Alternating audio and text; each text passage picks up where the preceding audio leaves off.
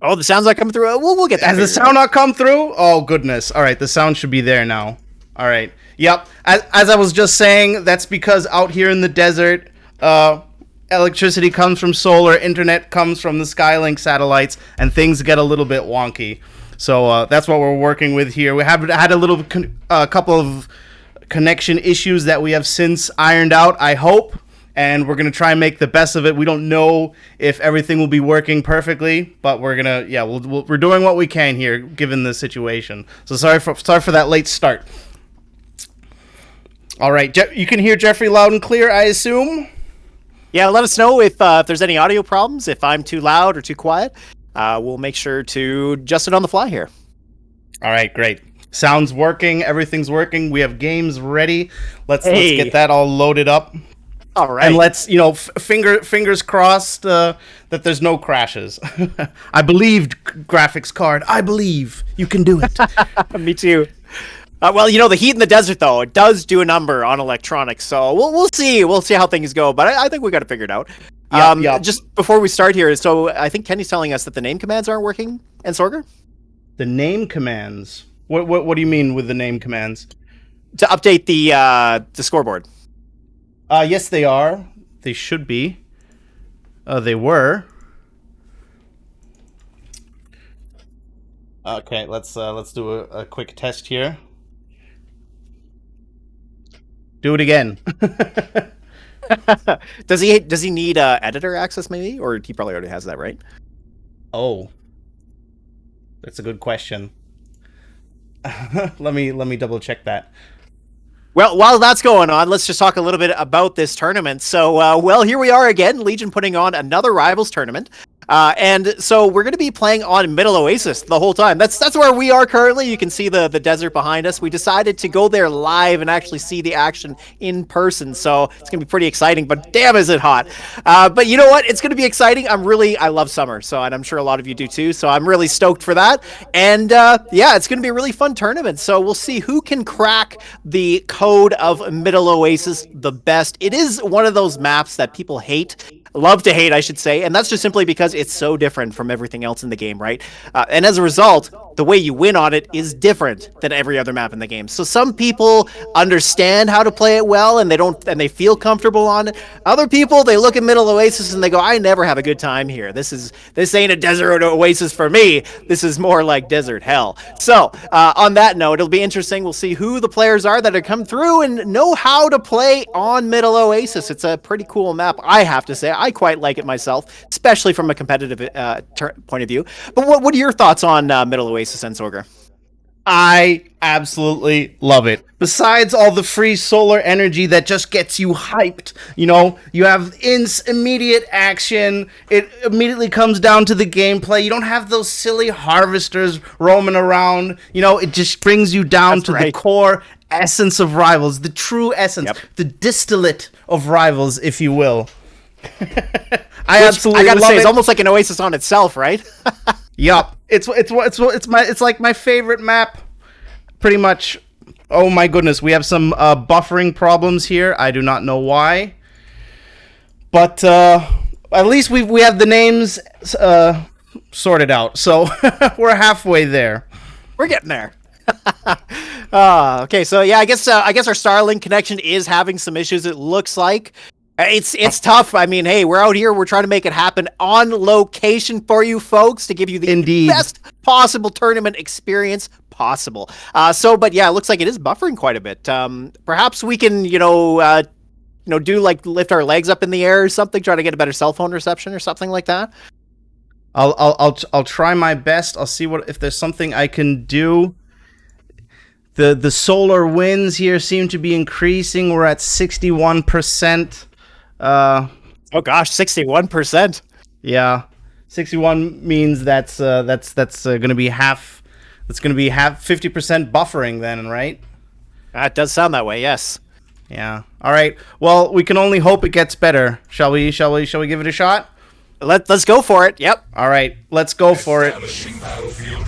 Okay, here we go. Match number 1 here on, of course, Middle Oasis. And we are featuring some great players. We got Elijah against E1. I love to see players like Elijah coming back because Elijah's been in the game for a long time, you know? And it's interesting to see how they're going to deal with this map because he's got all that experience. E1, similarly, a very good player. Although, do we have an issue here? Uh-oh. It seems like we're not the only ones in the desert. Yes, okay. Looks like some people have opted to go to the desert themselves just to get that sweet atmosphere to hopefully psychologically help them with their gameplay. Yeah, I guess we'll have to redo that one. Yeah, something's going on. At least it's not just us. I don't know. Yeah. I feel a little bit relieved. It takes away the focus. Well, just have a sip of my Bacardi here. And all shall be good.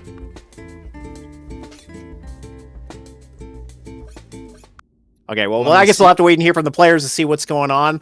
Yep. And yeah, hopefully the situation improves here. Keep letting us know if the connection continues to be problematic. We'll keep an eye on it from here as well. Yep.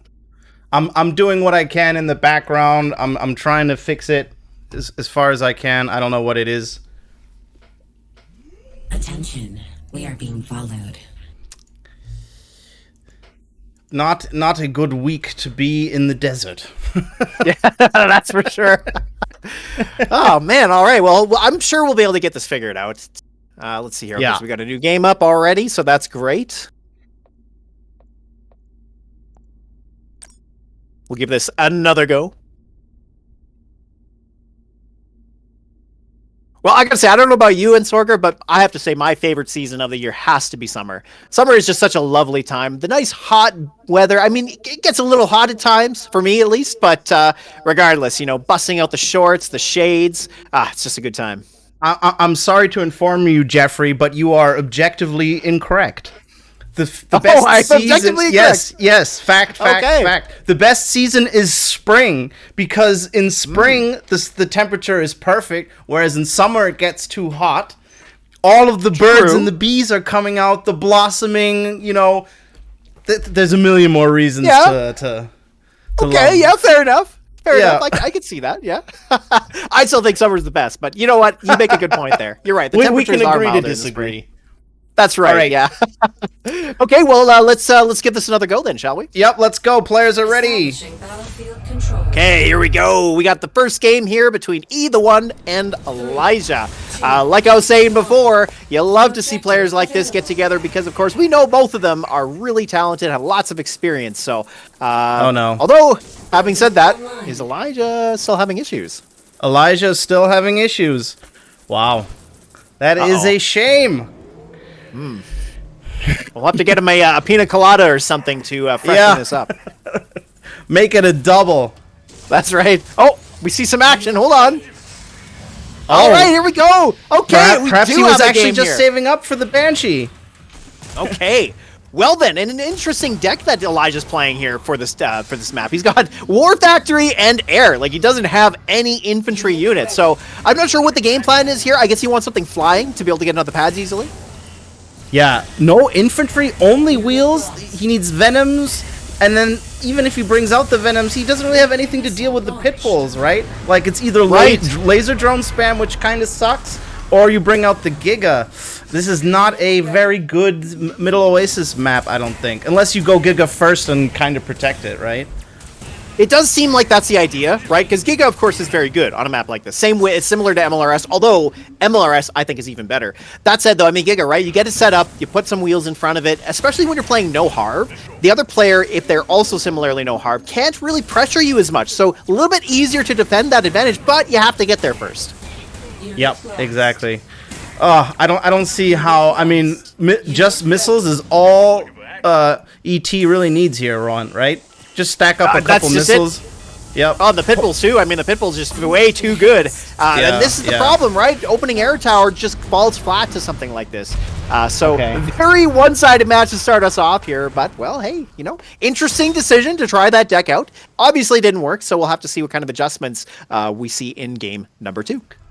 we have seen, I mean, it has been known, it has been seen to see like Giga first on Middle Oasis. It can work, right? You're immediately in range of the Harvester, you're immediately in range of the units, kind of like MLRS first. It does work, especially if you have some cheap fast blockers in front, so the wheels and the Middle Oasis. It was an attempt, but there were just not very many outs there, especially if you're going no Harv and you don't have any money to get into air and into Giga. And the fact that he went air first, that was just a little bit too much of a risk, I would say. Absolutely. Yeah, he should have opened up War Factory, right? Like you said, get the Giga out early. And on Middle Oasis, if you're smart and you play it well, you know not to open Harvester. So if that is your game plan, because it's 110 tib to get to that, or no, 120 tib to get to that first Giga, that's not a lot of time after the beginning of the game. So you could do that and then spit out some wheels after you get enough tib to build those, and you might find a way forward, because Giga will win 1v1 against missiles walking into it. So yeah, absolutely, that's probably where you should have been. Yeah, I mean, it's a risky deck that he decided to play, so definitely risk going ground first instead of going air first, is what my thoughts would have been there. That would have been the safer play, because the transition once you dominate the ground into air is much easier than losing air, and then you keep making air units, as we saw him do, and then never ever to be able to afford the Giga. Yeah, right. Yeah, like the laser drones, they're a specialist and they're 20, but that's the problem, right? They're cheap as a specialist. So there's lots of ground units, common counters like Pitbull or missiles, where air units, even though they fly, that advantage doesn't really become an advantage anymore, because you're just trying to win 1v1 and get map control. So yeah, the air units just really can't get it done in that scenario. They have to have some sort of an advantage to begin with to be able to overcome that. Precisely. Okay, well, hopefully the solar winds are not as impactful. It seems like things are clearing up a little bit, but either way, that means we're going to get here into game number 2. Are we ready, Entsorger? I think we're ready. Let's go. All right, let's kick it off. Battlefield control. Okay, here we go. Either one, of course, collecting that very first win. And a pretty one-sided win on top of all of that, as we saw Elijah try to pull out something pretty unique as far as the strategy, but didn't quite work out. And now we're seeing more of a classic way to play this, which is a bike rush. Yeah. Bike rush against Pitbull. This is what you always see, what you usually see on Middle Oasis. And a controversial point that was once made by Blade is, Blade said that, well, you know, normally Pitbull is superior to bikes. On Middle Oasis, when you're rushing like this, the bikes have the advantage simply because of that front-loaded damage, right? You try and get concaves, two bike squads at once, and the Pitbulls, they cost a little bit more, and they just kind of fall behind because they're too slow and don't attack as fast. Unit ready. Well, speaking of too slow here, this Scorpion tank from Either One really did a good job of cleaning up those Pitbulls. Of course, Elijah, there at the beginning, he doubled up the Pitbulls on those bikes, winning that matchup, but then immediately split them up and let one Pitbull shoot at the Scorpion at a time. So as a result, that Scorpion tank got a pretty good advantage matchup-wise, and that is giving Either One here some good map control. Yeah, I mean, if you have tank on Middle Oasis, that is huge, right? That just resets the playing field for those two core units that usually battle it out on Middle Oasis, the bikes and the Pitbulls. And the first person to bring up that tank is usually the one who is in front. Then what we are seeing here, the other person gets pushed into a position where they have to start making lasers or missiles, and that's what we're seeing here. And ET is ready with those buggies to handle it. Buggy, a good choice on this map, hey? The fastest movement speed means it gets into position quickly, which, you know, even though Either One was pushed all the way over to the left side, and Elijah had a little bit of advantage there in terms of he could have doubled up missiles to get there a little bit quicker. The Buggy with their fastest movement speed, I mean, they get there fast enough that, hey, it doesn't really matter too much. Yep. Yeah, I think it's pretty much over here. ET is just, yeah, he's just dominating everything everywhere, is he not?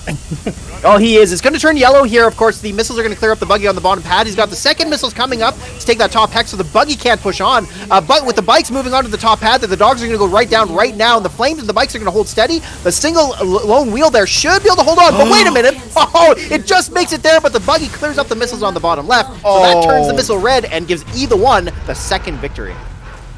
Oh well, I mean, yeah, I'll take a little bit of action, last minute, last second action there towards the end. Looked a little bit spicy there.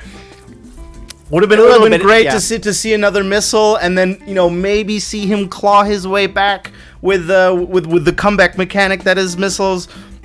But yeah, tough to do because ET was just all over the place there. Flamers, buggies, tanks. He was just in the right position, and Elijah would have had to taken out that Predator nice and early. I think that's what would have gotten him the win. But he thought, and because it is very seducing to when you're playing Pitbull against bikes to be like, okay, I have the superior unit, I have the Pitbull, I'm just gonna make another Pitbull. But then you're already 80 in the hole, and then if you lose that matchup, it's very hard to restabilize there.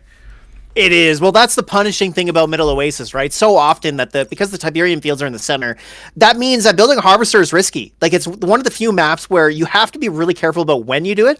And if you do it at about the wrong time, all of a sudden your opponent's pushing you off the map because they're crumbling your economy. They're getting an economy advantage, which means that they're just going to keep pushing out those high value units, which just makes it very difficult to claw back. And that's kind of what happened there, right? Like you said, the Scorpion tank, it was really the thing that turned the game around for either one. And what Elijah needed to do there with those Pitbulls is one of the problems he had was he let one Pitbull fight the Scorpion tank at a time. He should have doubled them up. And also the best Pitbull players, what they'll do is they'll cycle them in and out to try and make sure that they take as many shots as possible so that the Pitbulls can get as many shots off against it, so that you do kind of gain maybe an equalization in terms of the economy disadvantage. Because you're right, 80 for 70, not really the best. And also the Scorpion tank's a specialist, so it's likely going to win that. But with Smart Micro, there is a way to claw that back a little bit. Yep. I think, though, that these players have a little bit of a flawed strategy in where if you put tank in the deck, you should immediately be like, okay, how do I get this bad boy out as fast as possible, right? You shouldn't be spending money. Yeah. That right. has to be part of your plan. Totally. Yeah, that's right. All right, well, that's going to give ET the game. That's right, 2-0. Our next players are going to be Raging Tron and CFS. Ooh, some excellent players here. Ooh, this should be a good one. Yeah, this is going to be interesting because we all know what Raging Tron likes to play.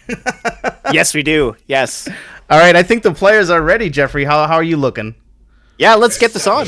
All right, here we go. Right. So, CFS 123 taking on Raging Tron here on Middle Oasis. We're doing it live, folks. Now let's take a look at the choices for these players. We see MLRS Razorback. Actually, this is your deck, Entsorger. And then we got CFS playing Mutant Chuggy. Who do you favor here?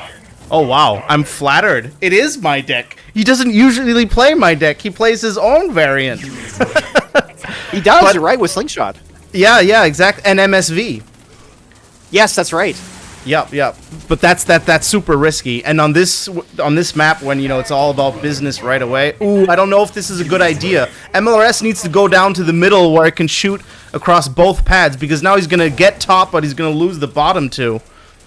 Ooh, that MLRS really encroaching into dangerous territory, trying to find a spot to set up. Of course, it is after these bikes here, but now we got a second set of bikes from CFS, and he's also got good map positioning. That said, though, that MLRS managed to get a volley off, clearing up those bikes, but of course, with a spread out map like this, the problem is, if you're not in position quickly enough, you're just going to give up the missile, and that's exactly what's happened here to Raging Tron, as CFS 123 takes that first missile.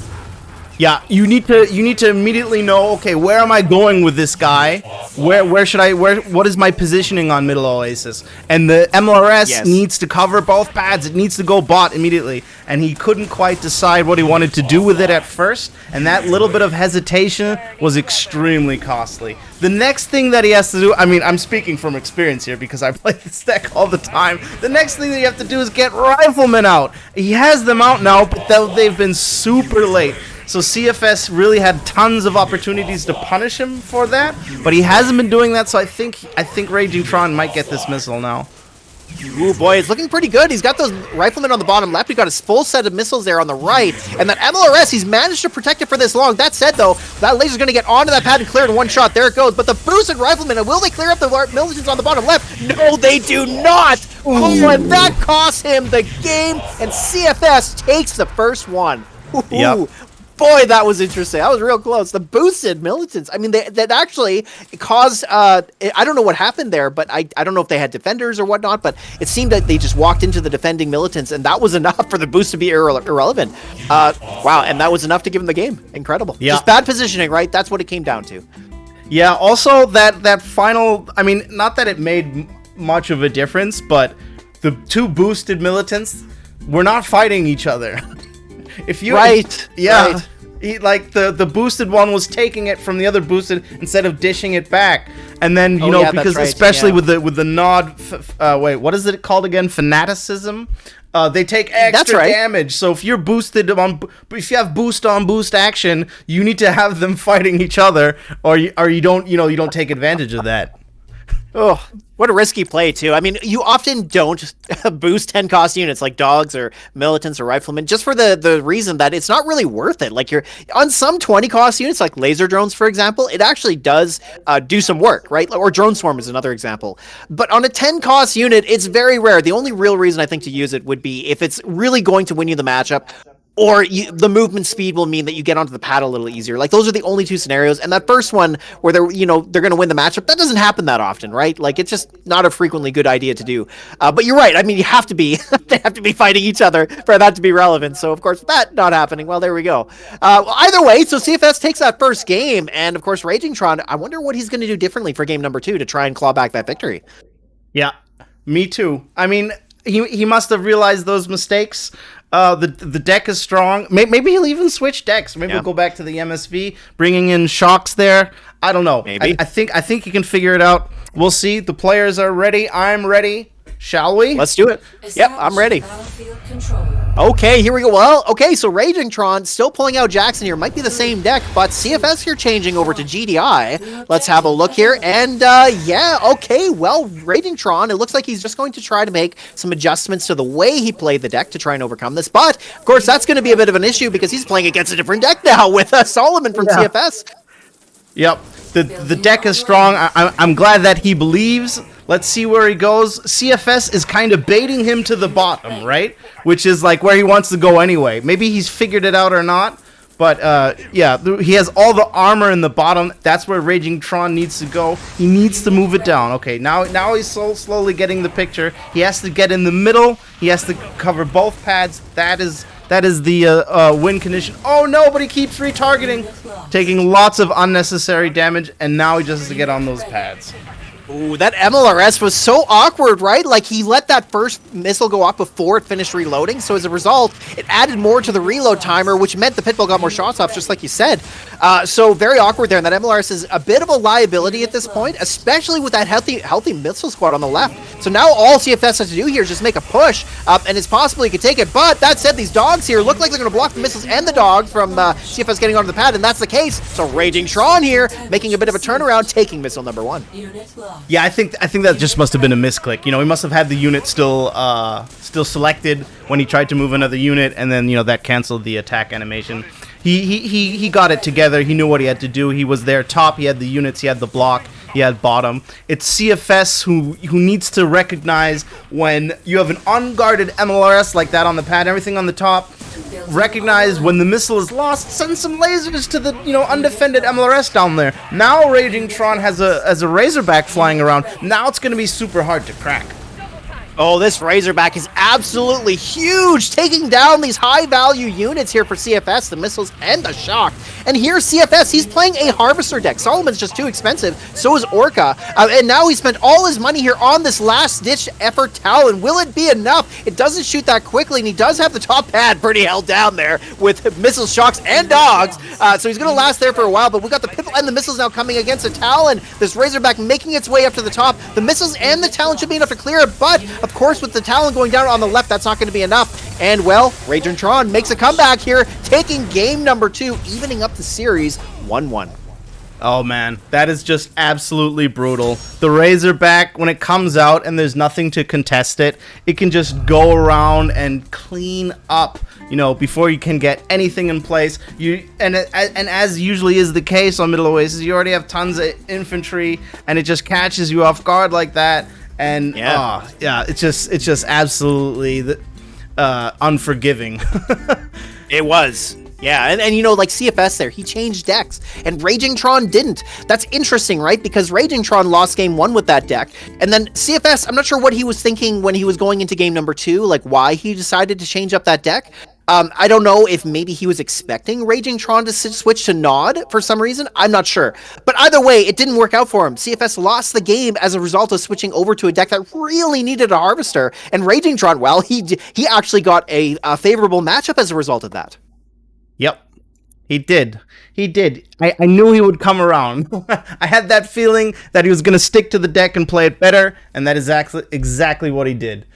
Also, I think it was pretty risky to play the deck that CFS did because, I mean, MLRS is just such a strong presence on Middle Oasis, and you have to have a way to deal with it, and have to have a way to deal with Razorback, and what he decided to put in his deck just didn't really have the tools. That Talon seemed so misplaced at the end, right, where he already had pit bulls and everything. And, you know, I mean, while Talon can take down a Razorback, it just does not do enough damage. Needs tons of hits. Even a pit bull takes forever. Even if you have the best solution to it, which is usually Sling or a boosted Sling, it usually still get down a couple targets by the time you take it down. Yeah, Razorback is just devastating. Exactly.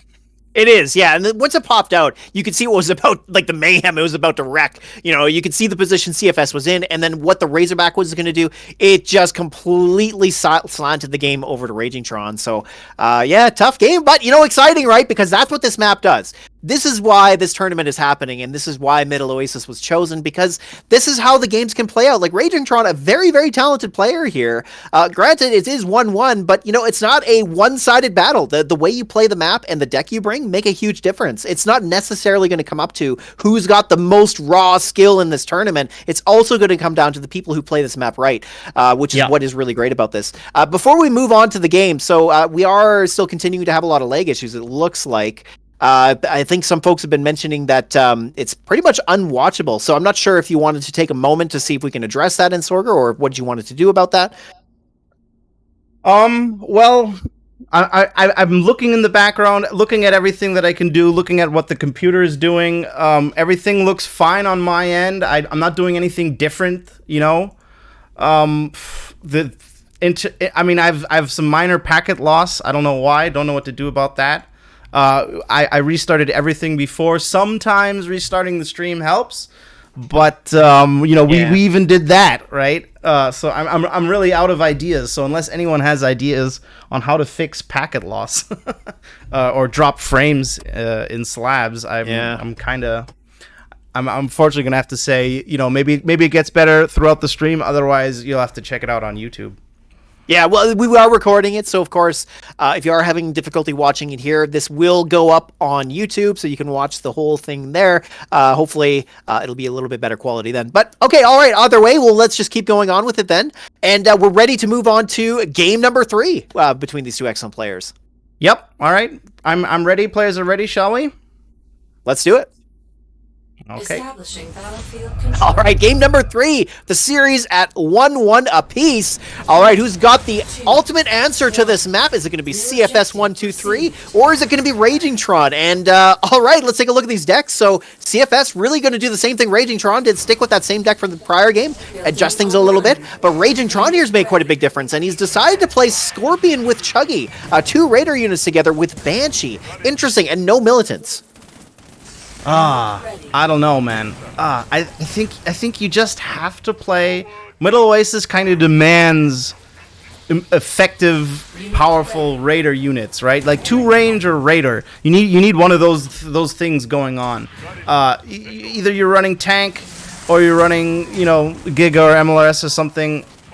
It's just, if you're no Harving, air is too expensive, so it's not really that viable unless you're already dominating, in which case you don't need the air. And yeah, so I think I'm gonna have to go with Raging Tron once again.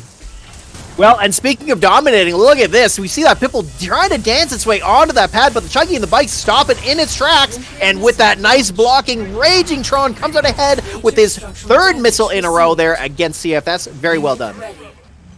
Yep, that was well done. Raging Tron knows how to play it. I mean, Chuggy laser is already so powerful that if the player behind the Chuggy is good. You can pull it off even without a tank, right? You can just chuggy laser this entire game. It's especially good against GDI, and because it's faction supremacy, right? It's a great option. Great option. Either you play this or you play Giga, you know, and it can work fine. And we can see how much CFS is struggling here, and look at the value that Raging Tron is getting out of this. It's just so cost efficient. It is. Well, and speaking of that, I'm a little surprised to see CFS play a deck like this, because as you can tell, like coming into the second missile here, CFS just cannot pull out that ion cannon, and he really can't pull much out at all. He has only 40 Tiberium to his bank account right now. He's just not able to build anything that's going to make an impact. Those pit bulls and dogs and missiles just weren't getting the job done against the Chuggy, which, as we all know, Pitbull just really isn't that great of a counter to the Chuggy. It takes too many shots and too much time for it to clear it out. So, and that's really what happened here. Raging Tron just really used a good matchup or combined arms in laser troops with Chuggy, and like you said, that was really going to be all he needed, as it gave him all the map positioning he needed. He kept the pads on the bottom there. CFS just really couldn't find an inch in, so there it is. Raging Tron comes out with the victory, and he goes ahead 2-1. Yep. If I mean, you know what the good decks are on Middle Oasis, and if you're the GDI player and you need to counter those, what works? Obviously, Pitbull doesn't work, like you said. It just takes too long. Yeah. But what does work is, you know, maybe snipers. Snipers take out the lasers so that the Pitbull can move more freely. Or you play, you know, Shock or Predators. There are a plethora of options. But you just have to play them. You have to adapt your deck for Middle Oasis pretty much. And the players that recognize that will see success here today, and those that don't will unfortunately face that desert heat. That's exactly right. Yeah, and boy, it's going to be a hot one out there, because, man, Middle Oasis ain't an easy map to play. Like, it does play differently, just like you said, and that's what makes this competition really exciting, is that the players that are here, you know, you normally look at the list of players that are coming into a tournament, and you go, okay, like, these guys are probably going to end up near the finals, or, you know, what have you, but not so much in this tournament. And I think that's exciting for the players too, right? Is you don't really know who it is that's actually going to be ending up to be the winner. I have no idea, and I love that. Yeah, this tournament absolutely separates the men from the boys as far as Rivals is concerned.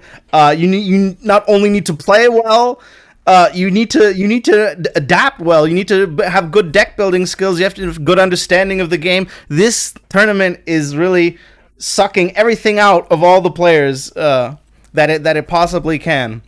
That's why I'm so super hyped for this, because Middle Oasis really it comes down to the nitty gritty. It does. Yeah, that's absolutely right. 100%. Yep. And because there's almost immediate action and there's no harvester, right? It also comes down to the micro and the positioning, and also just the way the pads are on this map. You know, two range goes bottom, and you can put in Seth anywhere. Kane is semi-useful, right? You know, everything kind of has a position can be played here. Well, not only that, but there are some decks that you don't really see in the meta too much. I shouldn't say too much, but decks that aren't really meta dominant, such as MLRS. MLRS is one of those options GDI has that doesn't really see a lot of play because of Chuggy, right? Usually, Chuggy is just very good at running in and out of MLRS's range, and because of the reload time and all that, it's just an awkward way to deal with it. But on Middle Oasis, because of where you can place the MLRS and the fact that it shoots over the silo, those two things alone make it a very viable unit choice here, and that's part of the reason why this is also exciting, is because we're going to start to see some other decks, some other strategies, things that you don't normally see that are going to find success just because of the way the map plays out. Yep. Well said. All right. I think, oh no, we don't have our players yet for our next game. We're just waiting for them to arrive. Boswell and That's right, Boswell. Yeah. Woo, man, an old name, right? Yeah, no, both sides. I mean, so just to give you a little bit background on these players, Boswell has been playing in Rivals Team League tournaments for a long time. He's been in a lot of other tournaments as well. The guy is a competitor. He used to be with the Spartan Warriors with the RTL, and they were one of the best teams. And he was a part of that group. And then the X, also, he's a really, really strong player. I'm trying to remember the team he's with on RTL this season, but he's been one of the best players on his team. And seeing his success over the last season, I'm excited to see how he plays against Boswell here. This should be a really good match. Yep, it should be. I'm very much looking forward to it. Let's, all right, we have Boswell just waiting for the X right now. Yeah, we're just waiting for him to join the game, but yeah, and you know what? The other thing too is like that's the other thing is we talk about the skill of these players, and you know it still comes down to do they know how to play middle Oasis? It doesn't matter if you're friggin' Alicia Destiny and micro ability. If you don't have any strategy to go along with that, you might as well just be losing the game. You know, because it doesn't matter how well you can play the game if you just don't have options available to you that are going to overcome the way this map plays out. Then it's just not going to work out for you. So yeah, it'll be interesting. I'm excited to see how this one goes. Yeah, I remember back in the day, I played RTL against Boswell. And, on the final map, he requested Middle Oasis and MLRS rushed me. And this was, this was way back in the day. This was one of the, like, season 3 or something. Okay. So yeah, I could imagine that he has some experience, because that is something that he liked to do. Yeah, he does. I've talked to Boswell about Middle Oasis, and when he was on my team for Alliance Wars, like when Middle Oasis came in the lineup, he's like, "Put me on Middle Oasis. I love that map." So yeah, I agree with you. I will see what he decides to do here. Well, we got our players in the game, so I'm ready if you are. I'm ready. Okay, here we go. Well, Boswell bringing Nod with Oxana. I guess it's not going to be MLRS, but perhaps maybe Tick Tanks or a Giga Cannon. And then from the X, we're seeing, looks like a pretty interesting deck, but nothing really too heavy. We have Snipers with Pitbull and Orca to use Jackson here. So something a little bit speedier for GDI, a little bit more of a well-rounded deck, like you pointed out about the Snipers being good against things like Giga. But then here, Boswell playing Scorp Flame, which is kind of a vanilla deck, really. Yeah, interesting that we're gonna see our first Harvester game. I don't know if I should be proud or disappointed. I'm always happy when the action gets starts straight away. But the X doesn't have Predator to combo with those snipers, so I think maybe he doesn't want to go. Doesn't want to go no Harv. But then again, Boswell also doesn't have a Chuggy, so. It's actually kind of looking like a regular game of rifles, just on Middle Oasis.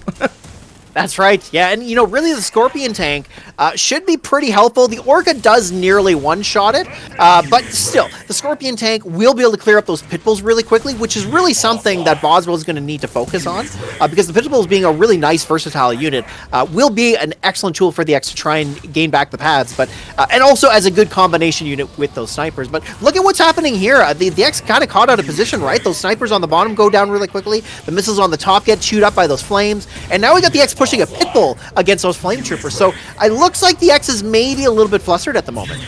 Yeah, bringing out snipers and not being ready to defend them, that's going to be rough. Oh, and look at that. The first Harvester of the tournament is down, and Boswell is going to get that to his name. But that said, he's got the Harvester kill. Is he going to take the pads? We've got the flames coming up on the top, and we see the Rifleman move off the pad there. And nice hard pull from Boswell as well, just to seal the deal. And there it is. Boswell coming up with missile number 1. Yeah.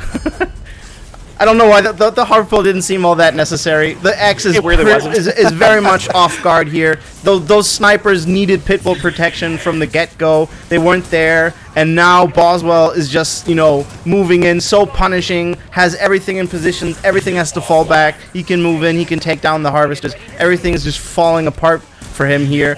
And if it's not the flamers, then it's the wheels, and then the next tank is coming. Yeah, Boswell's kind of snowballing here at this point. He's already at 200 Tiberium, and now he's doing vanity harvester kills at this point. Yeah, really, because, look at how much money Boswell has. 250 TIB! He is flush with cash. So, and the X similarly is on the opposite end of that. He is strapped for cash. And that is really the way this map can play out sometimes. If you get pushed off of your harvester positioning, then your economy is going to go way down the tank, because, of course, Boswell's still harvesting. He's getting those harvester kills as well, which means that you're just not going to get to those expensive counters that you absolutely need, such as this Orca here from the X. Oh yeah, and now the Stank is ready to punish. Ooh, but doesn't quite get it. Well played there by the X. But then you look at this, we have another one coming in from top. Boswell's just everywhere. Flames in position, Stanks being boosted. Yeah, this is looking terrible for the X right now. Of course, it all comes down to the very end of the missile here, and here comes missile number 2. Can the X claw his way back in? We see those snipers going to clear up those flames on the top pad, but he's not able to get over the bottom right or the bottom left. So with Boswell comfortably securing those, he takes it, and that gives him missile number 2 and the game. Well done. I have to say, that harvester boost was very cute. Wasn't it? Yeah, it was like you love to see it, right? I know it's like a desperation play, but man, hard boost, that's like one of my favorite things in Rivals, especially when it's relevant. And you know what? I mean, granted, it wasn't going to do anything. There's no way he gets past the blocker. It's nice to see you try, because it just means that, you know what, you're going to do everything you can to maybe just potentially take a sliver of a victory. But yeah, it was really cute, though. I have to admit that. Right. Like, he had nothing left to lose at that point, right? Might as well boost it, might as well see. Maybe the opponent does one of those misclicks that Raging Tron had, moves off the pad, and then you have a boosted Harvester coming in to replace it. Might as well do it. Might as well, you know, pull every trick you have up your sleeve.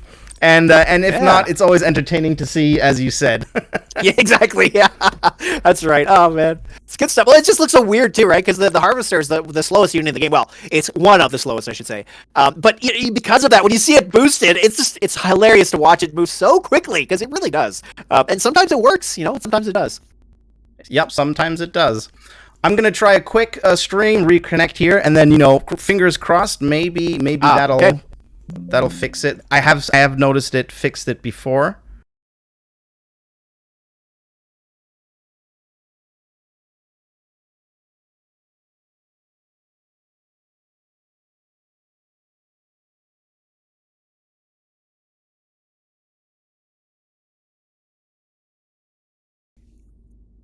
So let's see. Fingers crossed that the new old encoder will get us there. Yeah, hopefully. Yep. All right, I think we're ready to start off our game with Boswell and the X again as soon as Kenny is back on board, and he is. Let's go. All right. Okay, here we go. The X against Boswell. And, well, of course, we are in middle Oasis, as we all will be through the entire tournament. So what's interesting here are the decks. And so the X has decided to bring the exact same deck, but Boswell here has switched over to Predator Shock. So I guess, you know, he likes Scorpion playing, might as well play the GD analog. But though, having said that, do you think Predator Shock is maybe better here? There is no Chuggy to chase, right? So I tend to think not, but well, the Hammerhead might be nice against the Orcas if it gets to that point. Yeah, with Harvesters going, and they can realize the full potential of their decks. Yeah, it comes down to a lot more. Where usually Middle Oasis is just, you know, evolves around the basic units and the micro of those basic units. And here, it comes down a lot to the actual decks, right? To the deck composition. Ooh, look at this nice micro from the X, dodging those missiles in and out to allow the snipers to get a few shots off here. Now, they are going to be left open against those dogs, but again, the X pulling them back in just a timely manner, allowing those snipers to clear up those shock troopers. And as a result, he's kept all three alive, although walking through the Tiberium there, they nearly dropped one to those dogs, and it seems like the dogs just get a little whiff against them, and they're going to lose one there. And wow, okay, maybe not. It's a really good gameplay here from the X. Oh, yeah. Oh, this Predator is going to be brutal, though. This Predator, oh my goodness. Because even when the lasers comes out, the missile's about to fire, and it just holds off for so long. Oh, look at this back and forth pad taking here. We got the hard pull from Boswell again. Really nice play. And this time, very relevant as it allowed the missile to go yellow here. Now he just needs to somehow clear up that Predator tank before the shocks get there. But look at this. The block with the Harvester. Oh my goodness. That is some sweaty gameplay if I've ever seen it. Especially relevant for a real hot place like Middle Oasis. You'll love to see it. And well, the X comes back with that first missile win of the series.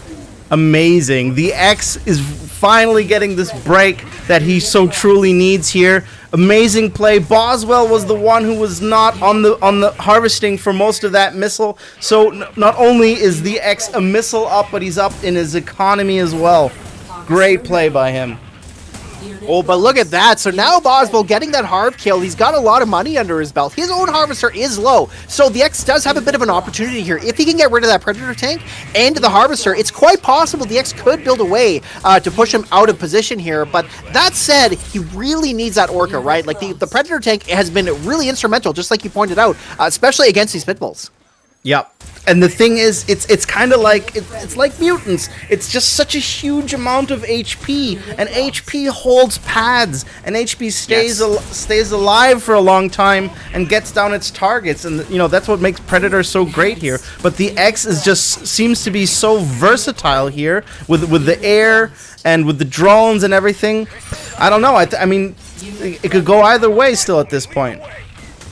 Okay, well, here we go. Hammerhead coming out now, and this is going to be a bit of a problem here for the X. The Hammerhead similarly has a lot of hit points, and with its front raider can reliably get shots off, so does take down that Orca, nearly goes down to these missiles here, and I'm a little surprised to see Boswell just allow it to get taken down by the missiles there, not trying to block it, at least allow maybe the Pitbull or the Shocks to take that damage, but either way, it's all about the pads. Can the X clutch this out? We see him take the top pad with double missile there. The Hammerhead with the boost isn't going to be fast enough. Oh, there it is! The X makes his way back in, and the X go give it to you because he came back and won game number 2, evening up the series. Wow, would you look at the X? The X did give it to you. you are precisely right, Jeffrey. And I mean, even if that Hammerhead would have been in time, it was up against 2 missile squads, right? That was a temporary solution at best. The X just was looking a lot better right there. He really did. Yeah, like he got more better matchups and map control. Map control is so big with Middle Oasis. Like the fastest Hammerhead just couldn't make it there in time. And like you said, I mean, it didn't matter. The missiles weren't cleared anyways. So yeah, it was just really interesting to see that switch though, right? Like you saw how game 1 went and you're like, man, maybe Boswell's going to clear this down in 2 games, but no way. No way, Jose. That was great. Oh, you love to see it. Yeah, I love to see the back and forth, see a player see what they're doing not work and then improve within their matchups. That's just great. It is. That means the community, the players are growing, they're learning, and people are learning to play Middle Oasis. Maybe they won't hate it so much after this. Right. Yeah, because that's what it is. We're in a tournament where you know you're playing on Middle Oasis, so you can craft a deck for it, and that takes a lot of the apprehension around wanting to play on this map, right? Like that's where a lot of it comes down to is you don't want to play it on ladder because it's so different from the other maps that you really do want to bring a specific map just for it. But here we can do that, so yeah, it kind of works out. Yep. So, I mean, I don't know who's going to win this. Like, both players are really good. Like, you see the micro from both of them. The X with the sniper micro there. You could tell that he knows how to play it really well, and his timing is great. Boswell, though, I mean, man, he's got so much going on. Like, he puts a ton of pressure on his opponents with those quick decisions, all that rapid unit building. It's really tough to say, and that is so important in Rivals, is building units on time. And Boswell seems to do that pretty well, but it's really gone back and forth. So, I don't know who I put my money on for this last game, but I got to think Boswell, with his tournament experience, he's going to be picking something here that's sure to bring him the win. But, you know, it's the X, so we'll have to see. Yep. I mean, I think Boswell is saving his Joker for last, you know, just like he used to in RTL. Yeah. So I think when we see a nice MLRS play from Boswell, that must be what he has up his sleeve. I could imagine that will be coming up soon, and then we're gonna see Boswell to take off his gloves and fight dirty. Right. Well, and you know what? That's a viable thing to do because MLRS would shut out his Harvester, right? And the X is playing a deck where he really needs a Harvester to use it properly. The Orcas are just too expensive. And that's the big problem, right? You can play snipers, but as long as you protect them well, you won't have to keep rebuying them. But that said, Boswell is really good at applying pressure. So, you know, all that to say that if he can find a way to push him off the map using MLRS, I think that's a good way to win this. Totally. Yep. I think he can definitely do it. I think that's what we're about to see here. Well, he is taking his time thinking about it, so he must be examining all his different options, but I have to agree. I think MLRS has got to be the way forward. Plus, you know, be great style points too, right? Yep. Indeed. All right, we're just waiting for Boswell to join here. Oh, I think he's joined now. I think we're ready. He is in there. Yep. So let's get into it. Okay, here we go. Match point. This is game number 3 with the X and Boswell. New mission received. Oh, and look at that. We see their MLRS make an appearance. Okay. And it's going to be Laser versus Dogs. Interesting that he decided not to go into War Factory. Yep. I told you it was going to happen. Double Dog, MLRS. That's going to push the Harvester away, making the X... Well, as soon as the X moves the Harvester off the Tiberium, he's effectively down 1 pop cap, which is huge in this early game, right? Boswell's fighting dogs against lasers, which is not a fortunate matchup, but Boswell has 1 pop cap more because he's forcing this Harvester off and can now fight these lasers who are standing in the Tiberium, whose Tiberium damage is not insignificant when you're fighting dogs versus lasers.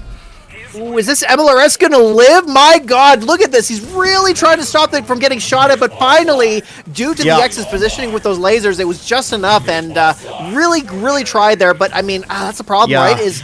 The dogs just don't clear up the lasers fast enough so that the MLRS can maintain its good positioning. That's kind of what's happened here. As we see now, he's down in the tank here. He doesn't have enough money to replenish that MLRS. The X's Harvester, although it's down under half of its health, it's still fairly healthy, and he's also getting bikes on board. This ain't looking good here for Boswell. Yeah, that was huge. You have to be extremely careful with that MLRS. You kind of don't get a second shot. You don't have to kill the Harvester immediately, right? Like, you don't have to be that aggressive. You can hold back until you clear out those lasers, but you just cannot lose the MLRS. And now making like a pity, like a oh no, oh shit Harvester. I don't know if that's going to do anything because the X is just going to get in his business immediately.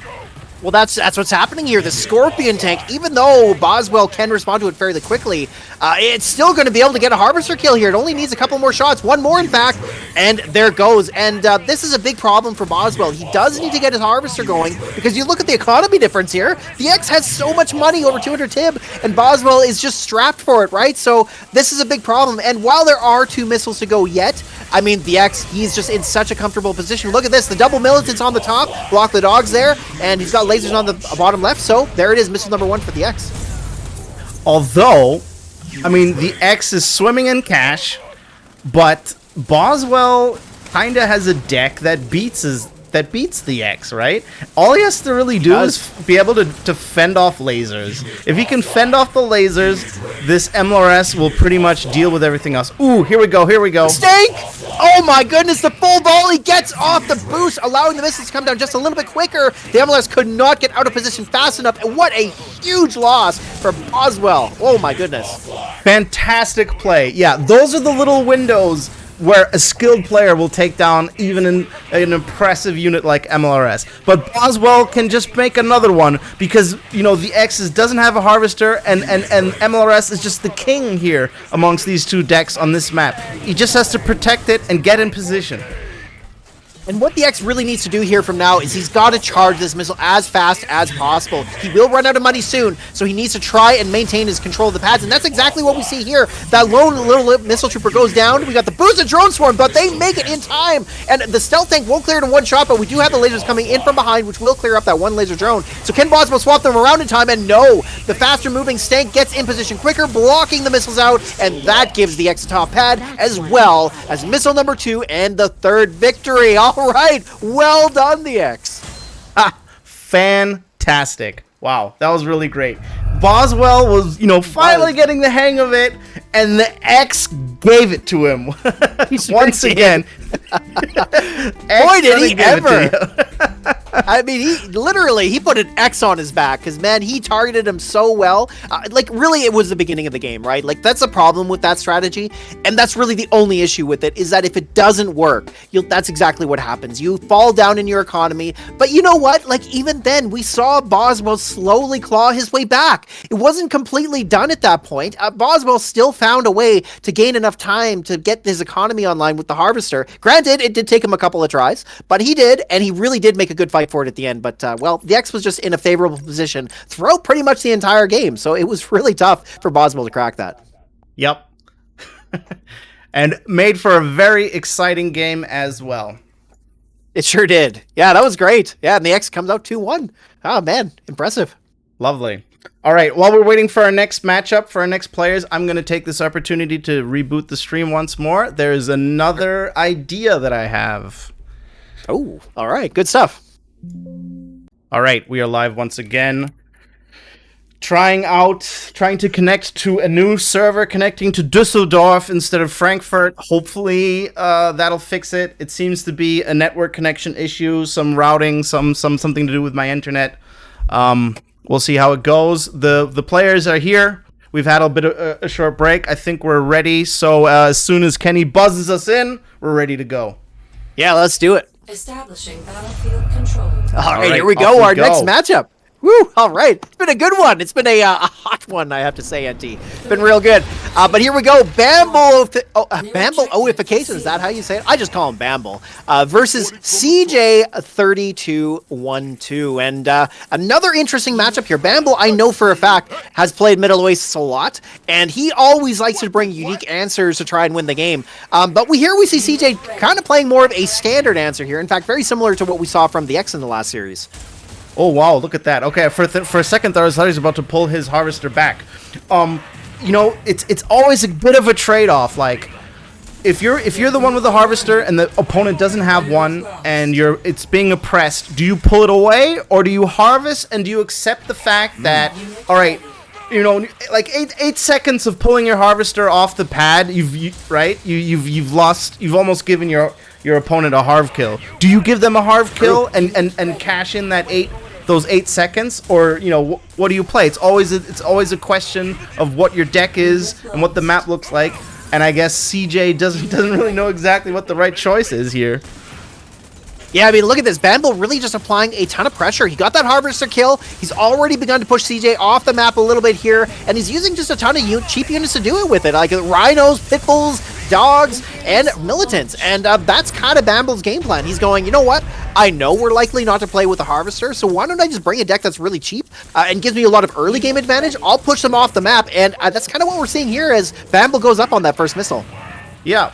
I mean, because another thing that you have to think about is, depending on how fast they kill your harvester, that's really what it comes down to, is you are absorbing hits with your harvester while you are dishing damage to their units, right? So you effectively have a tank, and they have a harvester too, given that they kill your harvester, you know, once every so-and-so seconds. So it's kind of like a balance that you can kind of make work depending on what you're trying to do here.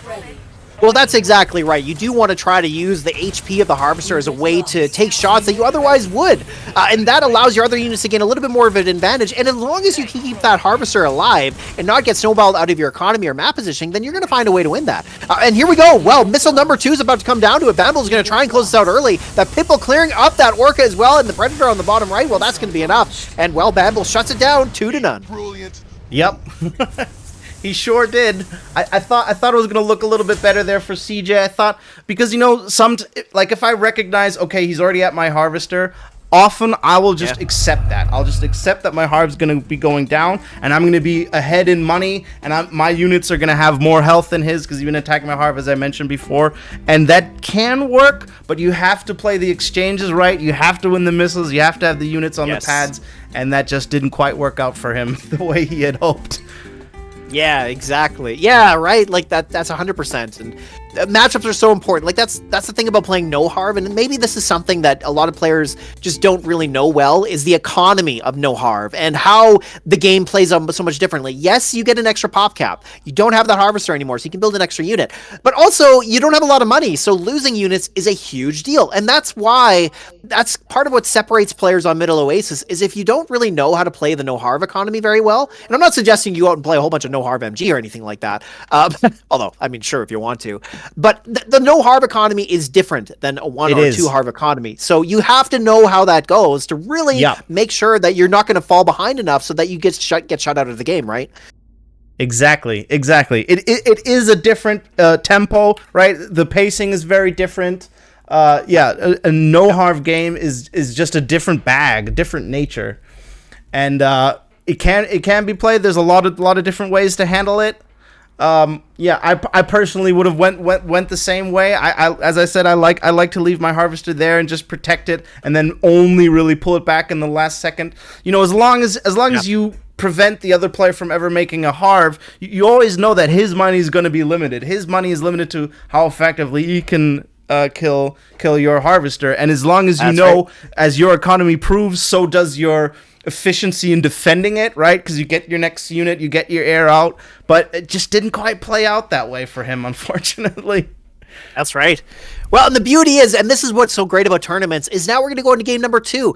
And both of these players will make adjustments, but CJ, having seen what happened there, he may not know what Bamble might decide to switch over to, or maybe he'll just play the same thing since it worked for him. But either way, CJ has an opportunity on his own of he could bring a different deck that might give him more success. Maybe he just brings something that allows him to take pads a little bit easier. But either way, he's now got a little bit of experience under his belt. And hey, you know what? Game 2 could be totally different, as we've already seen some of these series go to 3 games, which is really exciting. It could. And I mean, Bamble, like, luckily we have faction supremacy. Otherwise, we might see players doing what worked for them in the previous match. But because of this great faction supremacy rule, that means they have to switch it up. It has to remain fresh.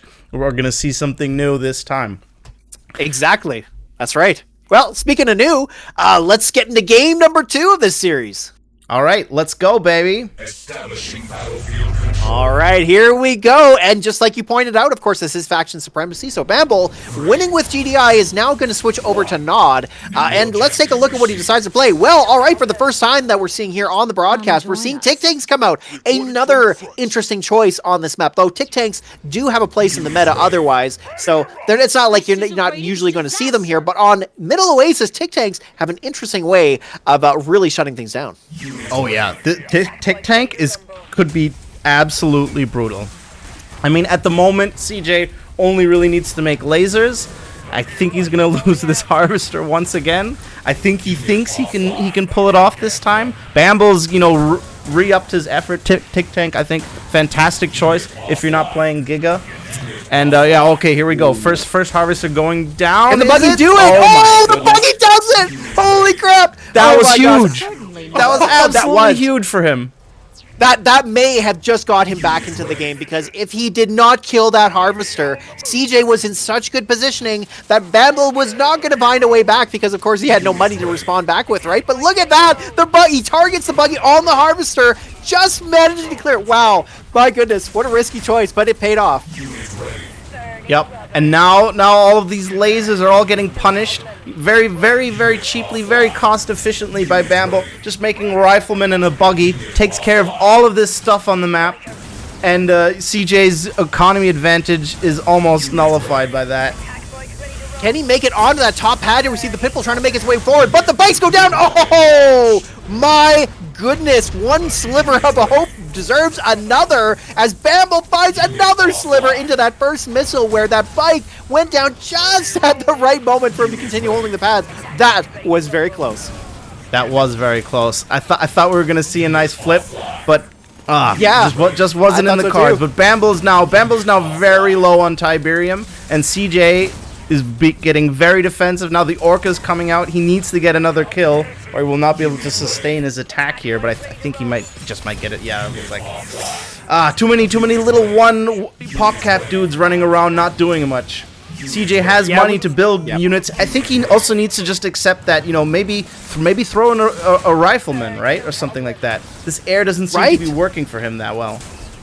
Well, and Bamble here, I mean, he is doing a pretty good job of pushing back this Orca. Like, the bikes are pretty efficient as a unit, so it's not hard for him to win against that. But here, a second set of bikes comes in, and they're going to get that other volley off, clearing up the Orca. CJ here does have some money, but he's lost that Harvester. He's not harvesting anymore. And now the economy is equal between these two players, so it's really going to come down to who survives their units better. And here, Bamble pushes up on the top pad, moving the Pitbull off, and well, with the top right, or sorry, the bottom right and the top pad taken, there it is. Bamble comes in with missile number 2. Attack bikes and buggies, just too good.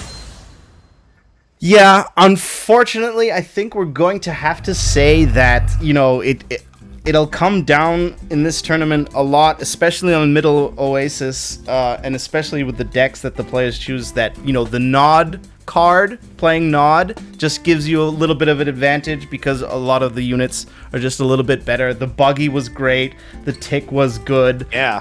Unless you play something very powerful on the GDI side, like MLRS, sniper, predator, or something like that. If you play air, which are okay units, right, but they're not extremely powerful, and they're not that tanky, and if you don't play something like that, it's going to be tough as the GDI player playing against Nod. I think that's what's going to come down to for a lot of players here.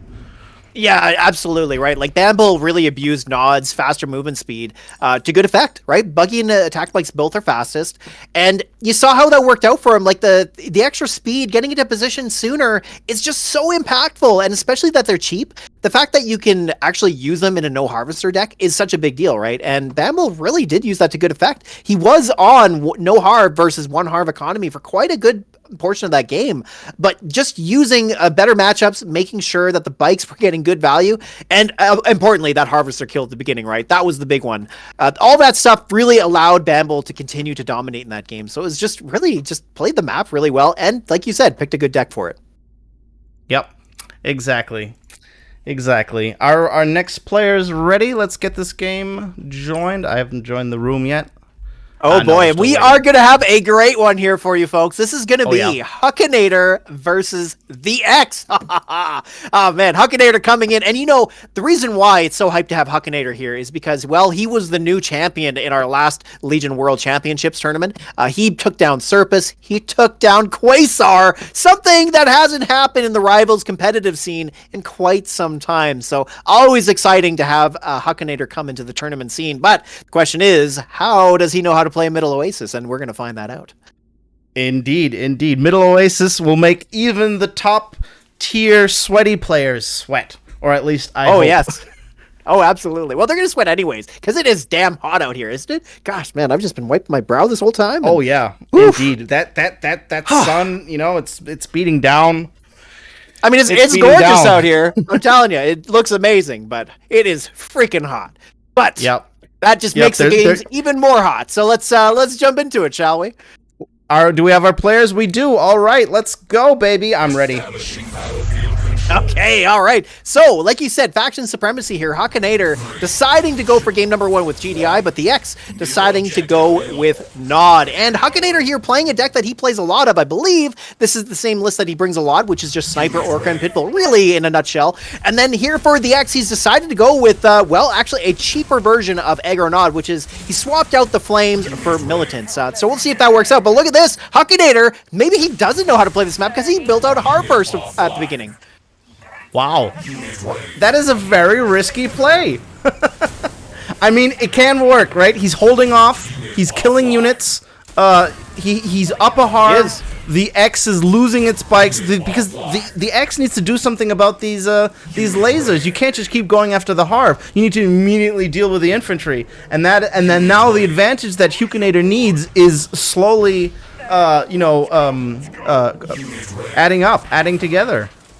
Well, and you know, normally you don't go for Harvester early on Middle Oasis, but what Akinator did smartly was he paired it up with missiles. He made sure that that Harvester had escorts, because you just don't send it in there raw dog. No. You need to make sure it has escorts, because that Harvester doesn't know where it's going. Come on. It's a hot desert out there. It's staring at the sun. It's blind. It needs people to walk it to its location. And that is what Akinator did well, and that is why he's now coming ahead in the economy game. Yeah. And like, as soon as you, as the no Harv player, your goal has to be, yes, you want to kill the Harvester, but it has to be to push the enemy Harvester off the Tiberium. As long as you've done that, you don't need to rush it. And the X was just, you know, he had bloodlust. He was targeting that Harvester. Like, even the bikes should probably support the buggy to fight the missiles, because you want to win exchanges to then be able to attack the Harvester once again. And the X was just not doing that. Oh, look at this. So the X saved up to buy a Scorpion tank, but Akinator with that Harvester economy had enough to respond with an Orca very quickly, and already that Scorpion tank is gone. It maybe lived for a wall of what? 8 seconds before it bit the dust? Oh man, what an unfortunate loss, as not only did the X lose that tank, he lost the missile. Yep. Yeah, this is GG. That was just a bit of strategy loss there. The players have to kind of get a little bit ahead on their game on recognizing what should you be prioritizing? What unit? When is it safe to attack the Harvester? When is it not? And if you're just going to go in there, lose all your units, and Akinator can just retreat for a couple seconds, then you haven't won anything. They have to recognize that pushing the Harvester off the Tiberium is almost as good as that is killing it, because then both players are still playing no Harv. You're only losing when he's harvesting, and you're doing nothing. That's right. Well, and you also mentioned this earlier too, but not only that, they're not harvesting, but they're eating up one of their pop caps with a harvester. And as we're seeing here with the pad so far apart, having an extra unit can make the difference between winning a missile or not, because maybe that unit gets to a pad and holds it, whereas the other player might just not be able to build anything, right? So it's really tough. And that's actually one of the cool things that we're starting to see here is just how much nuance there is in the way Middle Oasis can play out. And you know what? Indeed. I wasn't really sure how this was exactly going to play out. Like, I knew it was going to make for interesting games, but look at this. I mean, there's so much going on. Every game is playing out totally differently, and it's all a result of how each player has decided to tackle the issue. So it's really cool. I love to see it. I hope you guys are enjoying I'm happy to see the surprise. You know, especially from a top tier player like Akinator, I would have expected aggression, right? But instead he takes it slow and steady, plays the harvester. Maybe it has to do with the GDI, that he was on GDI. Maybe we'll see something different when he plays on Nod, because of course Nod likes to be a little bit more aggressive. That stands to find out, but let's not give him too many ideas. Yeah, absolutely right. All right, we have both players in the game. Jeffrey, I'm ready when you are. Yeah, let's do it. Alrighty. Establishing battlefield control. All right, well, game number 2. Of course, Akinator up that first game and really dominated. We saw a forfeit happen after the first missile there, and no surprise, Akinator had all the map control. There was just no way for the X to get his way back into the game. But let's see what happens now, as both players have decided to open missiles and then into Harvester. All right, so the X has decided to play basically a mirror strategy to what Akinator is doing. And you know what? That makes a lot of sense. Like, you want to play on even playing ground at the very least, because you don't want to give an already good player an advantage that they don't need. Yep. Wow, I have to say, I'm surprised how much Harvester we're seeing. I don't know if I should be surprised or disappointed. Well, you know what? It's a real risky on this map, right? Because if you do get that Harvester into play, it gives you a huge advantage, as we saw in game number 1. But then at the same time, it's also a risk, because what if you just get pushed off building that Harvester and not really playing it correctly? So really, I think it comes down to you just got to play it right. And Akinator seems to be doing that well. And as we see here, now the X is really just trying to do the same thing, and it seems to be working out. Both players tend to have about the same money in their bank account. Yeah. I'm surprised that both players just, you know, casually seem to have decided, yeah, sure, we'll harv this, no problem.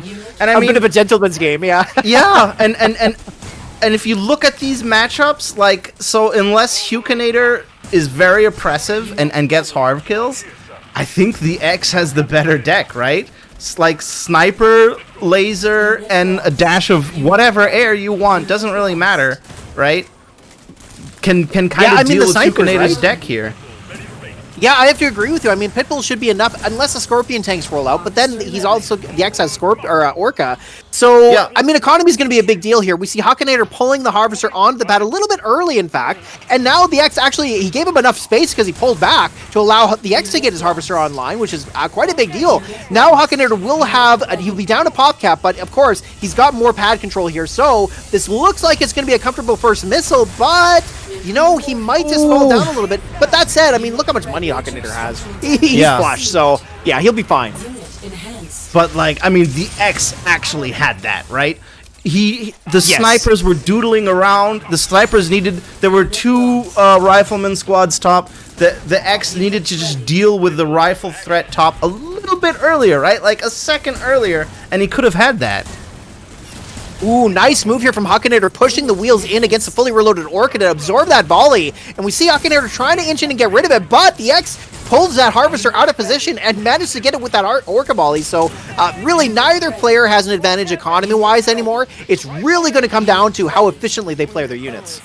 Yep, and Harv kills on both sides. I mean, it's less impactful for Akinator, who actually sees it as an advantage at the moment because he's swimming in Tiberium, and that means he gets an extra pop cap. He already has the money advantage. Now he has the pop cap advantage on top. It's gonna be very tough for the X to win this. That's right, and now we're coming close to missile number 2. The X being down the first missile, of course, he's got to win this. He's trying to find his way onto that bottom left pad here. The boosted wheels clearing up those militants. Now the Orca going to try and get in position here, but the Stealth Thing's going to do the same thing. Who's going to get the volley off? And it is going to be the Stealth Tank, but it misfires against the Drone Swarm. So the Orca lives and actually manages to clear it out. So here, but these bikes are going to clear up the Drone Swarm here real quickly. And can the X get those Drone Swarm there in time? Oh, he needs some positioning down. It's so close, and it just makes it there in a sliver of time. But the double bikes there, double team them. And of course, that will be enough to throw him off the pads, and Akinator comes out victorious, winning that second missile as well as game number 2. Whoa, that was close though, wasn't it? Wow. Oh, what an exciting finish. That was a mighty game. That was. I have to say, very exciting. But, and again, I also have to say, I love this map because, you know, it was not just all over the place with the harvesters, but what it came down there towards the end, even though we saw that Orca actually beat the Stank, right? It looked like Akinator had that in the bag, right? All right, dodged, wait out the drones. The Orca's inevitably going to be forced to move in, and that didn't play out. But what happened at the top was we had snipers and a pitbull top, and if And Akinator was up a unit by not having a harvester for a long time there, and having 2 units on one pad that cannot easily transition, right? It's much better to have 2 units on the bottom left pad, so then you can start attacking the bottom pad, but a top unit is not moving down fast enough. So winning mid pad is much less impactful than winning bottom pad. And Akinator had just had better map control like that. The X was forced to defend top, and it was almost for naught because, you know, in the end, you lose bot. So winning mid in middle Oasis is kind of a risky thing to do. It is. Well, and you know what? I think most of the games that we've seen as winners, they won the bottom 2 pads almost every time.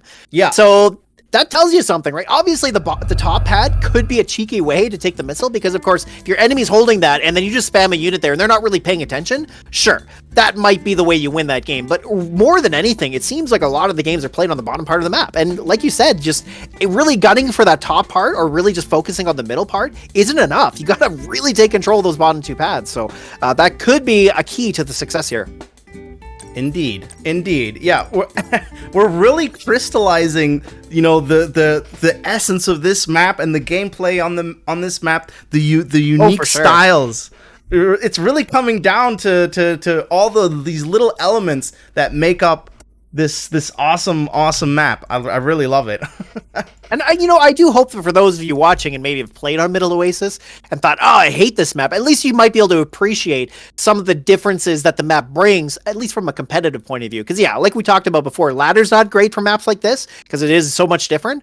But when you come to a competitive setting, I gotta say, the single map idea for the tournament, it's been a lot of fun. I'm really enjoying this, and I hope you guys are too. I think it's been really wonderful.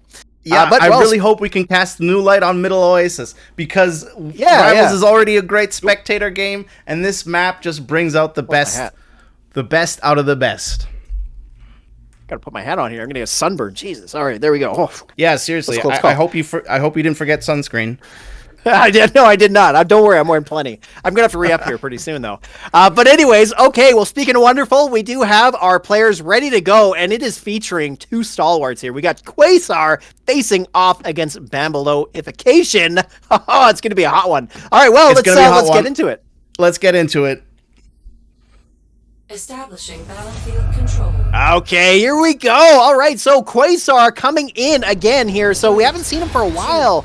In fact, I don't even know how much Rivals he's really played, but we all know what kind of a player he is. He is going to be very good, and you're not going to underestimate him no matter what. But here, Bamble, he's really changed gears a lot. This is an interesting deck. Really does seem like just a cheap, low-cost GDI deck, though, right?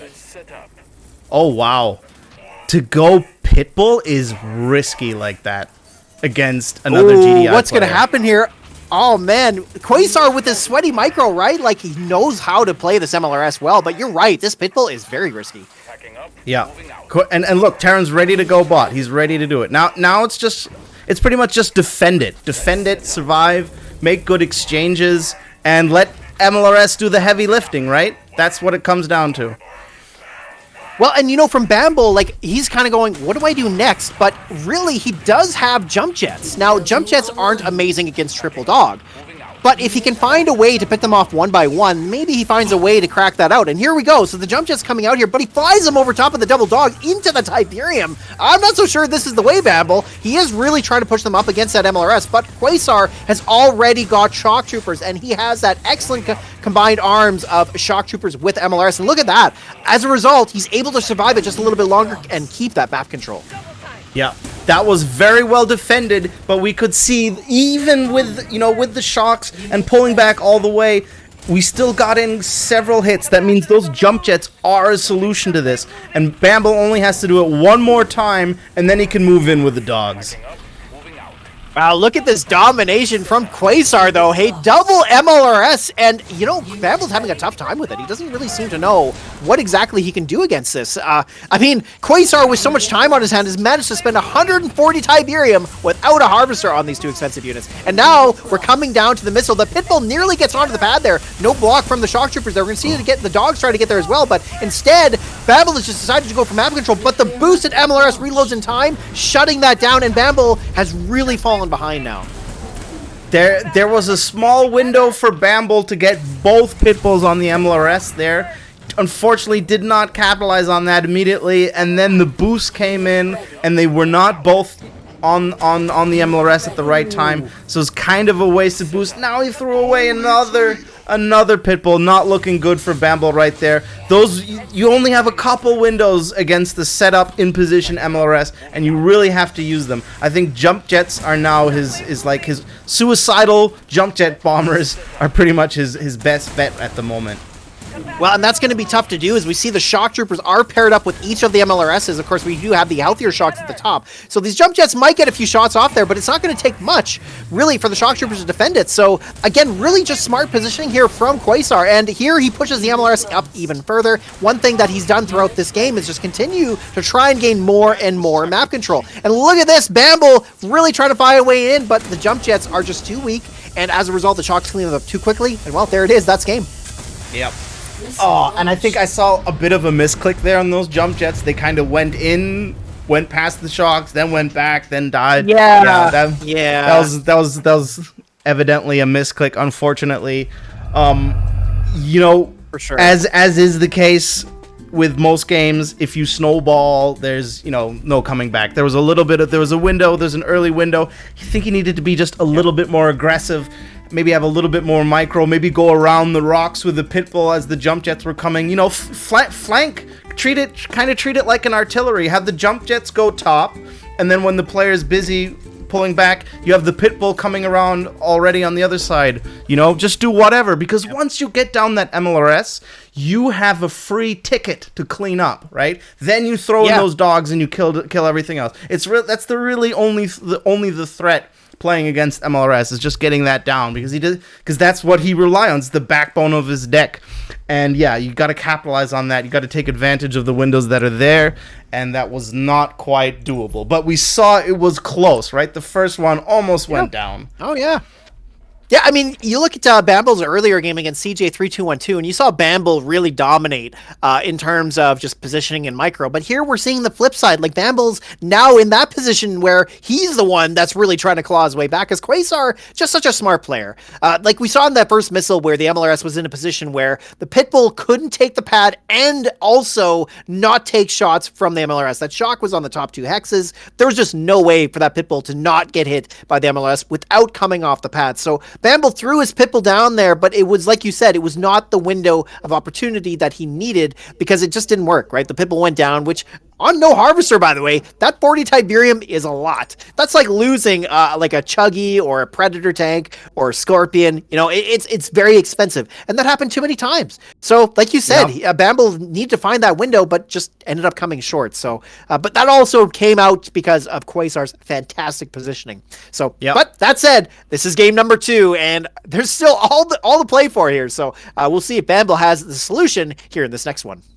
Yep. I'm ready. Establishing battlefield control. And okay, we're gonna number see 2. We're gonna see Nod now on Terran. So let's see if he can pull it off as well as he did with GDI. New objectives. That's exactly right. And, well, okay, so he's bringing out Scorp Flame, and Bamble kind of doing the same thing, but, well, sort of, well, he's bringing Buggy instead of Flames. I like that, though. I think the Buggy here on the no Harv economy could play out pretty well for him. Yep. This is interesting. Oh, okay. Tank into Buggy. I think Buggy is super expensive. Okay, so Bamble's going to go tank next now, right? And then kind of has the example. But I'm going to tell you right now, Terran has some nasty sleeves up his... nasty sleeves, sorry. Nasty tricks up his sleeve. Terran is very good at microing his tanks over his wheels. And I think you're going to see a lot of lock-ons where Bamble will not be able to get a counter lock-on. And that is one of his specialties. Let's observe. Yeah, look at this. A classic tank fight happening here, and Quasar's Scorpion tank is taking an extra shot, so it's not going to be able to push in, and we see Quasar smartly moving it back here and getting 2 Scorpion tanks to come in, but look at the positioning from Bamble with those lasers on the bottom hex, making sure that it doesn't get a 2v1, and here all he has to do is block. Oh, hold on a minute, flip! Oh my god, it's going to be a flip. The wheels get out of the bottom left there, the Scorpion on the top, and that is going to be Quasar's first missile. Oof. All right. So if you So close. already lost the tank war, you kind of need to mass lasers and then be ready to counter whatever anti-infantry is coming next. This is the cleanup phase now, right? This is where Bamble gets much needed damage, weaken those units, and then be ready for what comes next. But apparently Terran does not seem intimidated by these lasers and is making more wheels. Only now does he bring out the flames. Interesting. That's right, so he allowed Bamble to get those bikes off with some good value. As one Scorpion tank is down, he does get the flames out here, but he's pushed them down to the very bottom. Of course, he can't have, one set of flames in multiple spots, so he's had chosen to put him down near the bottom, and this Buggy here from Bamble is going to get absolutely destroyed, heading right into harm's way with that Scorpion tank ready to meet it. And it took off 1 shot, 2 more, and it's going to go down here, but... again, just kind of a bit of a problem we're seeing from Bamble here, where he's not extracting enough value out of these units that he's making, which is so important on No Harvester. Oh, I think he's going to get it. Okay, can he pull it off here? Well, that Buggy's going to go down to that Scorpion tank, and all that needs to happen here is Quasar's going to block the lasers on the bottom left. It doesn't matter about the top hat, as we have already talked about, and, well, there it is. Quasar just playing the map very smartly. Again, being able to pull this off, once again with Nod, just shows that Quasar knows how to play this map really well. A little bit better than Bamble, and that gave him the victory. An interesting play that I think we saw right there was... Terran made 1 set of flames only, right? Bamble was spamming lasers. He made 1 set of flames, and then after that, his next unit was actually lasers. Which, when you think about it, is a very fair play, because that kind of... First of all, Bamble only has other lasers, so that means your lasers will just stay on the pad with his lasers. You kind of maintain pad presence. You're ready for the next armor, and you then can just, with some tank support if needed, you can just shift your flamers to wherever his lasers are, instead of overcommitting to, double flames. Most people, they see the opponent using the comeback mechanic, putting lasers on the pad, then overcommit to flamers, send flamers to both lasers, and then that just eventually gets... ending up being punished in the rock paper scissors matchup and then going down. But he did not let himself get baited, did not overinvest in flames, and instead started making lasers, which then held pads, especially because he knew his opponent was also playing Buggy, which I think that was a fantastic play by Terran. It was. Well, and you brought it out earlier in the game that one thing Quasar does so well is he plays his tanks very well. And you know what? That's what we're seeing to start to play out here is when you do see the No Harvester middle Oasis game, it really does come down to small mistakes adding up to becoming a loss, right? Quasar just does a good job of maintaining those tanks, and that's something that Bamble didn't do well enough. He kept throwing units out there, constantly letting them get unfavorable matchups. Quasar, well, also just doing that with good positioning to begin with. But really, that's kind of how you have to play this, right? If you're going to go with the No Harvester plan, you got to play it like Quasar did, good positioning, good matchups, and you should have a lot of easier time trying to win that. But yeah, it was close though. I mean, Bamble definitely, you could tell that he had a way to win this, but the Buggy just wasn't really enough. So it's just really well played game by there, Quasar. That's right. In a tank mirror, the Rival's wisdom has told us that in tank mirrors, the flamer player is advantage, right? Because the Buggy just goes down. and can't contribute. Whereas flamers defend lasers, and yeah, you want flamers in a tank war. Totally. Yeah. So for sure. yeah, Infantry armor is just so deck good. was also better. Yeah, right. Exactly. Well, okay, so that, of course, means Quasar goes on 2-0. We're going to be moving on to our next game now, which is going to be featuring two pretty great players. We got Bia versus Paflagon 2. And you know what? This one's really exciting because both of these players are likely going to have different answers for how to play this, but they both have similar advantages against each other. Bia, being able to have so much experience on this map, he has really good decks for it. Like, he really knows Middle Oasis. And if I had to put a tier list of players together about who knows how to play Middle Oasis, Bia is going near the top of that list. Paflagon 2, I'm losing my hat again. I'm just too excited over here. It's a little windy, that's true. Yeah, a little bit, yeah. Paflagon, too, similarly, though, he knows how to play pads at the last moment. That's something he does. He does pad flips, right? And on Middle Oasis, that's super important, is playing the pads really well. So Paflagon, too, similarly, not only a really good player, but he knows how to play maps like this. So I'm really excited about this one. I think we're going to have one of the best matches of this tournament so far on our hands, but we won't know until we get into it. So, well, are we ready to move on there, Entsorger? I think we're ready. Let's go. I'm excited. All right, here we go. Man, Bia versus Paflagon 2. You'll love to see it here on Middle Oasis. And so Paflagon 2's picked Nod and Bia picked GDI. Did you maybe think they were going to go with something else, Entsorger? New objective. This thing, I've seen Paflagon practicing. I mean, it doesn't really matter. They both have to play both, right? It just comes down to luck, right? Or chance, who plays what first. I'm surprised that they're playing the same decks. I'm surprised that they're both going Harvester. And I'm surprised how little Giga we've seen in this tournament. Right? What's going on? Have people forgotten that Giga's busted? Yeah, or maybe people are so tired of it being so busted that they just opted not to. But you're right. I mean, Giga is a great choice here. And for that matter, almost no Chuggy. We saw, one Chuggy game? Yeah, you're right. Yeah, it's incredible, right? How much some one map will change so much. Yeah, this map is really shaking up the decks. Very, very happy to see that. Unit ready. Now, really interesting how this game started off. We saw Paflagon do go Blind Harvester, which you really don't want to do on Middle Oasis because, of course, Bia could pull a unit out, but GDI doesn't have access to anything fast enough to block that Harvester from getting into place. But that said here, now Paflagon, or Bia playing really well here, just playing the pads better, comes out on top with that first missile. Yeah. I mean, risky of Paflagon to play a deck that is kind of, this deck which is weak to GDI, knowing that it's faction supremacy and that he's, the chances to play against GDI are like 50-50, right? So, and then on top of that, Bia is a fantastic player with this deck, right? He's as far as the deck allows him to be good, right? And then this is a surefire situation where his deck excels, and he excels at the deck, so I think this is just going to be Bia, taking over. Hammerhead, bro. Right? Like, look at this. Hammerhead So against here, non-air. Well, exactly, right? Well, and the thing is, that shade is so important for Paflagon 2, isn't it? Like, he really needs something heavy to deal with the Predator tanks, and that's going to be a key unit here for Bia, as we saw. It inched forward, it got into position to clear up that Harvester. Now, Paflagon 2 has done the same thing, but Bia has a little bit more money.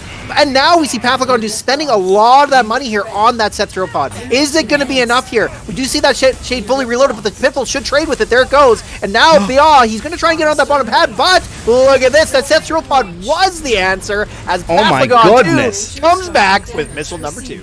What a fantastic comeback, despite all the odds. Fantastically played by Paflagon. Now it seems like we had it. It's kind of a soft reset. Both players made another Harvester. All the units died. Same amount of money. It could go either way at this point.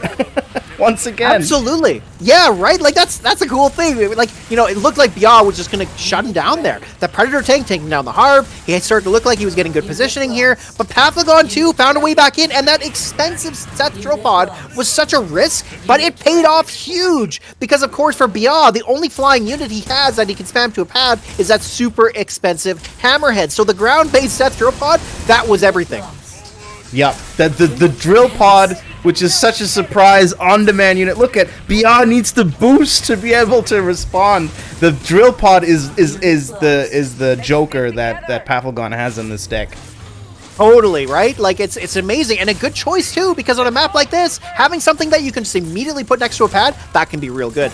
Now, here we go. Bia really trying to shut things down. He's slowly making his way forward with these pit bulls as he's cleared up the venom, but he does need to find a way onto that top pad, and here we go. The hard pull coming in hot from Paflagon. We got the missiles there boosted from Bia, but he needs to pull back because that pit bull goes down, so the missiles now need to go get onto the pad. That said, though, we see Bia clear up the top pad with that lone single hit point pit bull, and he is slowly making his way back, but it's really a firefight here at the end, and it's going to be Paflagon too, who comes out on top, winning that third missile as well as the first game. Really, really interesting game there. Wow, man, I am almost at a loss for words. That was insane. That was so incredibly played. It was. Yeah, Pappy G, man. Holy crap, he did it.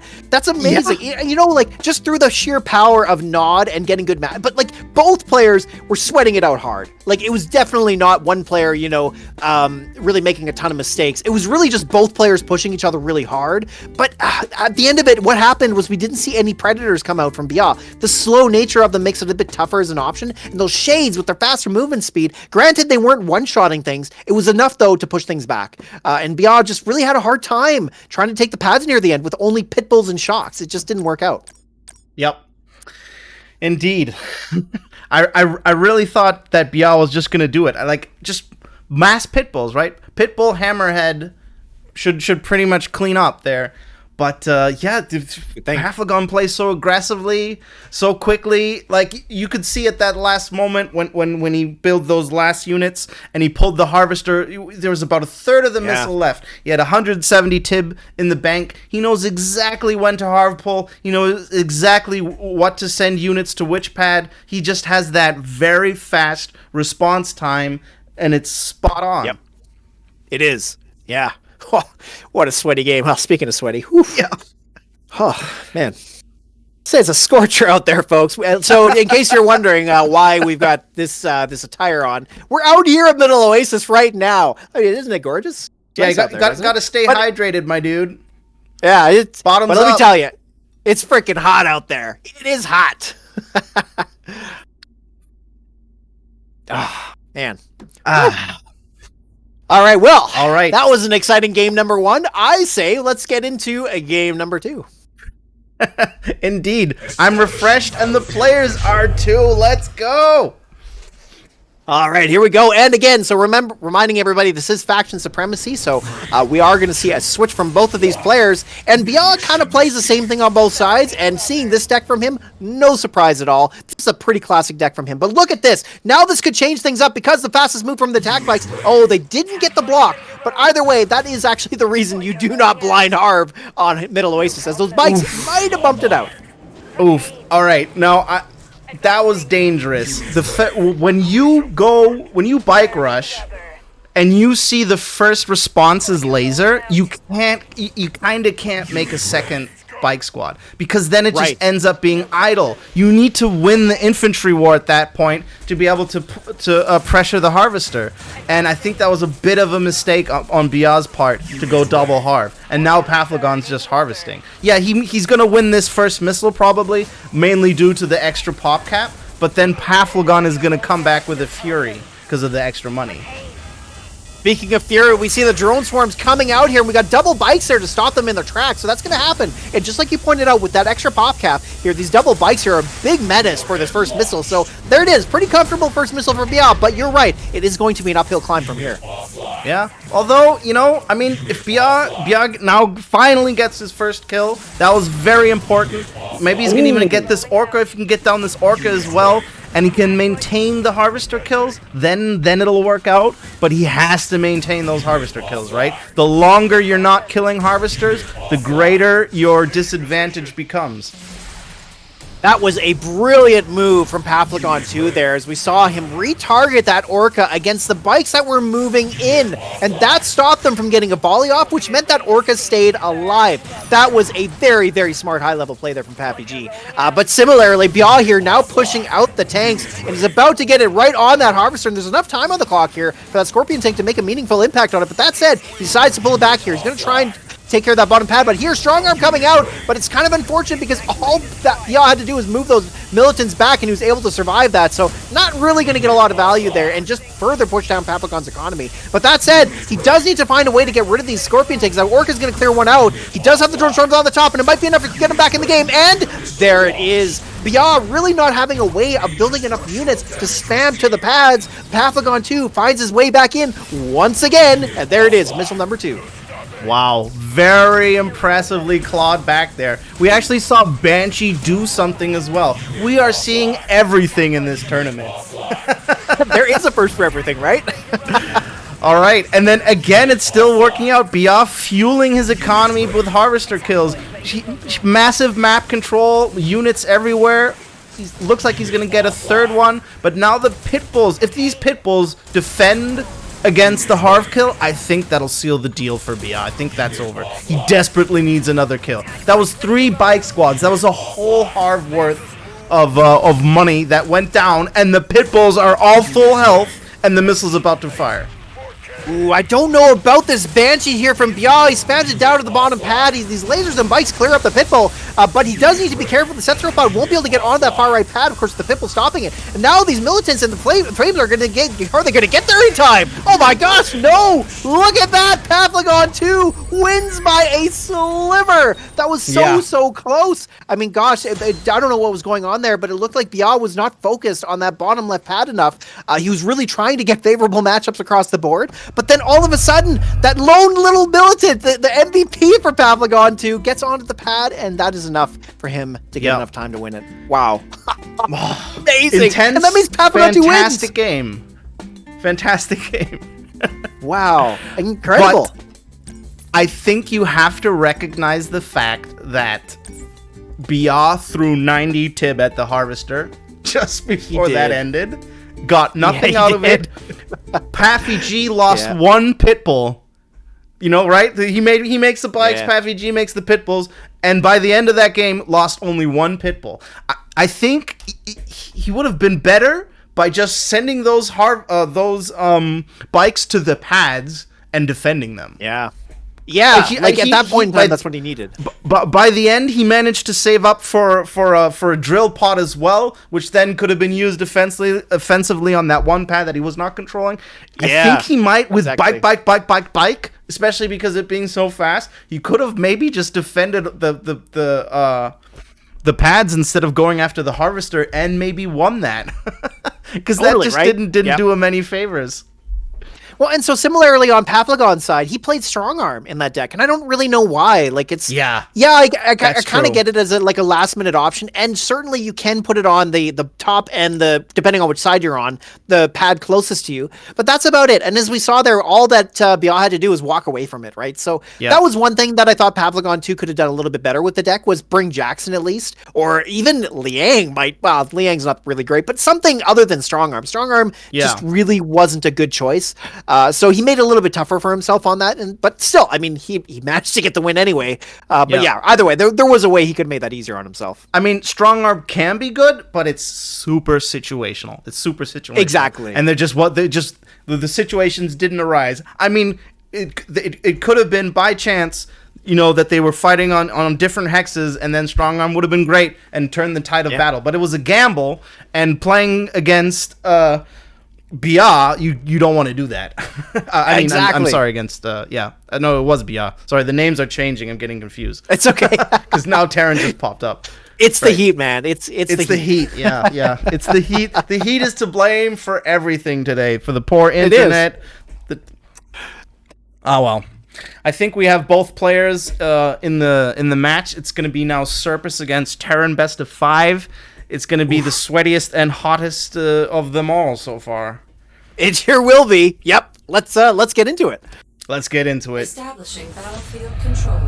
Ooh, all right. Well, yeah, this tournament is heating up because here we got 2 of the best players in the Rivals community facing off against each other here on Middle Oasis. And for that match, we have Quasar bringing in MLRS with Sling and Pitbull. Interesting. And then we got Surface playing, it's really Chems with Shade. Also very interesting, but quite expensive. Unit ready. I don't know if I would do this. This is already a very aggressively positioned MLRS. Oh, look at that! Serpus sees the fire, immediately goes back. Wow, this is the next level of gameplay right here. Look at that! Look at the Harvester micro. Like, he is really timing it against the reload timer of that MLRS. You can tell. And I mean, the Harvester moves very slow, so you have to be very careful. But here, Quasar really tried to be that aggressive there, but it just does not pay off. And, well, we know how the rest of this is going to play out, and so does Quasar, so he surrenders. And Surface goes up players. There's no hitting here. The simulation has played out, and Surface wins. Yeah, they know exactly what to do, right? This is a advanced next level chess. One wrong move, and it just plays out from there. Well, yeah, and you know what? Like, that's the thing. We've seen this already throughout the tournament. Those small mistakes can cost big, and, well, against somebody like Surface, it's no surprise that Quasar would say, yeah, that's probably pushed me out of the game. I'm just going to retry, go for game number 2. It is a best of 5, so there's plenty of opportunity here for Quasar to get this back. It is. I think, though, that Terran was just a little bit too impatient, right? He didn't have to be... I mean, first of all, the boost isn't ready right away, right? Which is huge, because an MLRS that comes, second unit and then gets boosted, that's destructive. Yeah. So why not wait a little bit until your boost is ready and then build some riflemen or something, or spam the dogs. So what if Surface makes some extra money in the meantime? It's better. I think it's better to play that safe. Having said that, I think it might even be tried again, because that can be done, right? Surface does have to go off, and if he even though he's been microing the Harvester. The Harvester doesn't harvest when it's being microed. So that was effectively, although he was going back and forth and he was running over Tiberium, he wasn't actually making any Tiberium. So it was an effective cutoff. Exactly. And so Terran was in no position to feel rushed like that. That's right. Yeah, just too aggressive, right? Like, he used his most important asset there, and he used it in the wrong way. He put it directly into the missiles and took too many shots. The MLRS has a reasonable amount of hit points, but really not a lot. So you have to be careful with it. All right, well, let's get into game number 2 and see how is Quasar going to respond to that. All right, let's go. Establishing battlefield. Okay, so again, faction supremacy does apply here, but being a best of 5, I believe that means once you've won once, you can pretty much play whatever you want, right? Like, once you win with both factions, doesn't really matter. But Quasar here is going to switch over to Nod and instead try something different, as he's brought over Scorpion Flame. So this is a deck that we've seen, but he has decided to bring Phantom here, which is an interesting change compared to the other decks we've seen. But Surface here going to be playing Sniper, Razorback, Pitbull, and Orca. Interesting choice. Yeah. I'm surprised that they're harvesting also all the time. That like Terran's all like, okay, we're not gonna bring out the bikes, we're gonna just take it nice and slow with lasers. And now Surface has the snipers. This is gonna be huge. This is going to be absolutely huge. And no Chuggy. I don't know what Terran's gonna do about this right now. The snipers should take over for the early game. They should, right? I mean, that 2 range is everything because, of course, they can sit behind the missiles, which means the flames and the wheels are going to have a real hard time getting a lot of value. But Quasar here smartly pushes 2v1 against those missiles, so the snipers have to completely back away because those missiles are going to go down. So he brings up another heavily squad in behind here with now a Pitbull, and Pitbull Sniper is likely where Surface is going to live for the first half of this game, trying to claw his way onto the map. And here we can see, the pros at work, the patience. The snipers are hanging back, waiting for their moment. They're patient. They're not getting overwhelmed by the counter units. Well, look at this. We're going to see a bit of a flip as he's double Pitbull hold the pad with the Harvester pull as well. And really, Quasar tried so hard to push on there, but there just wasn't enough time on the clock before that Scorpion could make his way through those Pitbulls. And so there goes Surface with that push missile. Yep. The Harv pull was fantastic, but on the upside, Terran was able to harvest, right? So that's going to give him some extra money.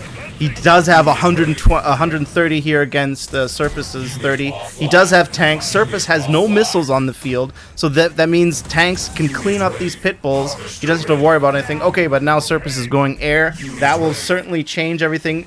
Will he go for the tank or will he go for the Harvester? Ooh, and he gets a split shot. Look at that fantastic play by Terran to bring in the wheels. Amazing. Absolutely brilliant there. Both of these players have tons of experience, as you can tell, as that split shot there. Really, really high level play. Now Quasar has saved up enough money to get that Phantom online. He's lost his Harvester, so he does need to be a bit careful, but if he can clear both of these Arcos without too much hassle, he might just find his way back in. So, but now, having said that, Surface is in better positioning here against the Snipers on the bottom pad. Of course, the Phantom will hold against the Pitbull, but he can't clear anything in return. So the Pitbull clears up that Phantom. The Bikes are going to try and make its way on, but nice blocking from Surface, and that gives him missile number 2 and the second game. And now we are at match point. Quasar has to do everything he can to try and win the game of the series in the next 3. Otherwise, he's out. No, we're not at... Oh, no, we are at match point. You're right. Oh, my goodness. We I are. take that back. Yeah. Oh, my God. That was huge. Fantastic next level plays.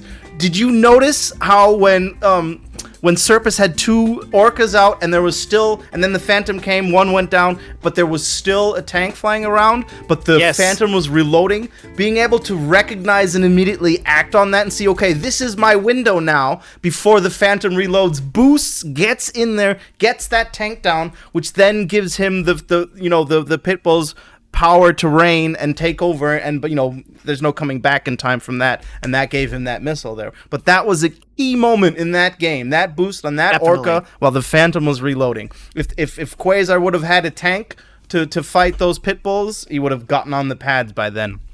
Yes, exactly. Yeah. Oh, huge, man, crazy. Amazing, lovely. Fantastic game. That's part of the fun, right? Like when you look at Rivals, and it's incredible just how much nuance there is in the strategy of the game. And that's why it's so interesting to watch some of the best go at it, because you start to see some of those really minute differences play out to becoming big results at the end. And these pivotal moments where it comes down to these minute decisions. It's really amazing. And it's really why we're all still here after all these years, right? Like, you just got to love the game, It's amazing. Really is. The only thing I'm disappointed about is that there's only 3 missiles and the games only go 5 minutes. Right? Yeah. This is fantastic gameplay. Totally. Really the best. Absolutely. All right, well, can Quasar do the reverse sweep here, or is he just going to get knocked out by Surface? It's not looking too good for him, but he's still got plenty to play for here. So let's get into game number 3 and find out what happens. Let's check it out. Battlefield control. Ooh, all right, so Quasar pulling out GDI again. Is it going to be MLRS? I mean, MLRS does work well, but as we saw, it's pretty risky. No, in fact, he's going to decide to play Predator, but for the first time, or not the first time really, but really the second time ever, Surface bringing out the Giga Cannon. A really, really good choice here. Interesting. And now we're going to, it's like, are these players talking to each other or something? Is there some insider trading or whatever? Both players either go Harvester, both players don't go Harvester. Okay, I take that back. Terran does decide to make a Harvester. I just think it's interesting how they both start out so very similarly. And look at that. So Surface gave up the positioning on those lasers. It was very unusual, as he had the wheels in the spot where the lasers wanted to go, but maybe he mismicroed or something like that. And as a result, Quasar's Harvester is online. Economy-wise, there isn't a big difference yet, but it won't take long for that to happen. Yeah. But the Giga Cannon! It's all clear now. It's all clear now. Oh boy, this Giga Cannon is just going to absolutely destroy. And of course, Quasar does have Predator, but he's fighting a 2-range ground unit with another slow ground-based unit. That said, Giga can't fire over the silo, so that's an important distinction here. It is. I wonder if Terran harvested up at the top intentionally to be able to fall back a little bit, and anticipating the Giga. Possibly. Yeah, that's entirely plausible. Ooh, boy, how does he crack this Giga, though? We see here Surface slowly gaining more and more map control, and, well, he won't be able to win this missile. Of course, the shocks are going to hold both of those pads, as well as the Harvester making its way through. We do need to see Quasar try to crack this blocker, but so far not happening. But all of the blockers are dead, and the Giga is super out of position. Oh, the stealth thing, though! Oh, the block! Absolutely brutal. The block! Look at this, though. Beautiful! Oh, the shocks! Amazing! The dancing of those shocks, stopping the Giga from being able to get out of the way. Allow them to take a few extra shots, and the boost of missiles here. Just one more shot, and it's going to get it off right here. There it goes. Giga down. All right, and Surface, he spent so much money on that stealth tank, he doesn't have enough to get back into the game with another Giga. Yep. I can't believe that Surf is also playing Fanatics, right? To really boost that Giga as fast as he possibly can. It's wild. Oh, and now he's lost that stealth tank to poor positioning. Quasar had the pitbull and those missiles just in the right spot, allowing that stealth tank to go down. And not only that, Surface spent all that money on boosting the stealth tank to try and clear up the Harvester, and it just didn't pay off. And now he's finding himself in a similar position to Quasar in game number 1. Oh wow, he was dancing, but he needed to dance and move up the shocks, and with the speed of bikes, he just could not hold off. Unfortunately, giving him the Harv kill there.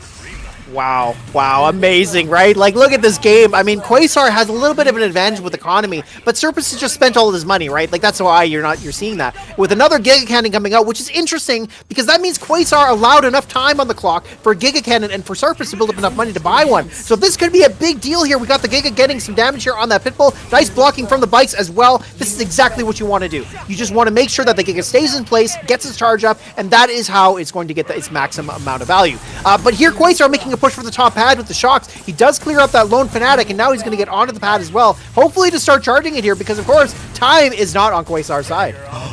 Wow, that was huge. The way he just held the fort. Oh my goodness. Wow, what an amazing game we're seeing here, folks. Quasar here, going to make another push here. We got the shocks on the bottom, going to clear up that bike with the Predator coming in from behind. Can the lasers make it in time? They will, and so far the wheels are going to go down, though, and now Quasar has 2 out of 3 pads here, making a really solid comeback here. The shock from the bottom left are going to dance, and there it is. Quasar coming back with his first win of the series, bringing the series to 2-1. Amazing. to see next level Giga against next level counter Giga, right? This is something you just don't see on ladder. This is something that you just don't see in rivals, pretty much.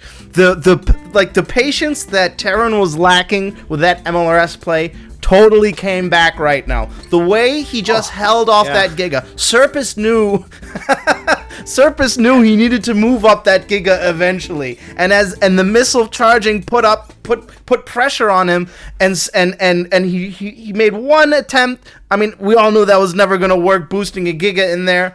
And then, unfortunately, he didn't manage to cool down the Giga before moving back. But still, none of that mattered because he was just so patient with that Predator. Just moving in, taking a model off the bikes and just being ready for when that Giga has to move up, because that Giga was not in position. He won it with the middle pad, which is the exact opposite of all those other games we saw, right? yeah, right. That's the amazing thing. Like, everybody in chat's like, Quasar's washed up, right? Because he lost the 2 games there pretty, especially the first one. But then now we see the tables have turned, and Quasar has found the answer to the solution. I mean, that's incredible, right? And again, this is why it's so interesting, even though these 2 players are amazing. And really, looking at it, it's hard to say who is really favored here. But Quasar didn't look great there after those first 2 games. But no, game 3, he's starting to warm up a little bit. He's really coming into his own here. And, it's made for an exciting series. And here, we've got a match on our hands. So it's really great.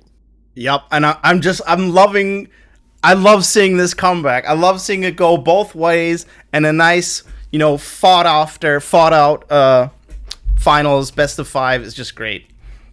That's right. Yeah, you don't ever want to see a one-sided match. It doesn't make for an exciting competition, but these players are bringing it, and it's good. It's real good. Whew. Well, I don't know what he does here. I mean, Quasar has pretty much seen some of the different answers from Surface, but what does Surface do now? Like, obviously, Giga wasn't a good choice. Maybe we're going to see MLRS from Surface. I don't know, but it's really interesting. What would you bring here, Entsorger? Well, I wouldn't necessarily say that Giga was a bad choice.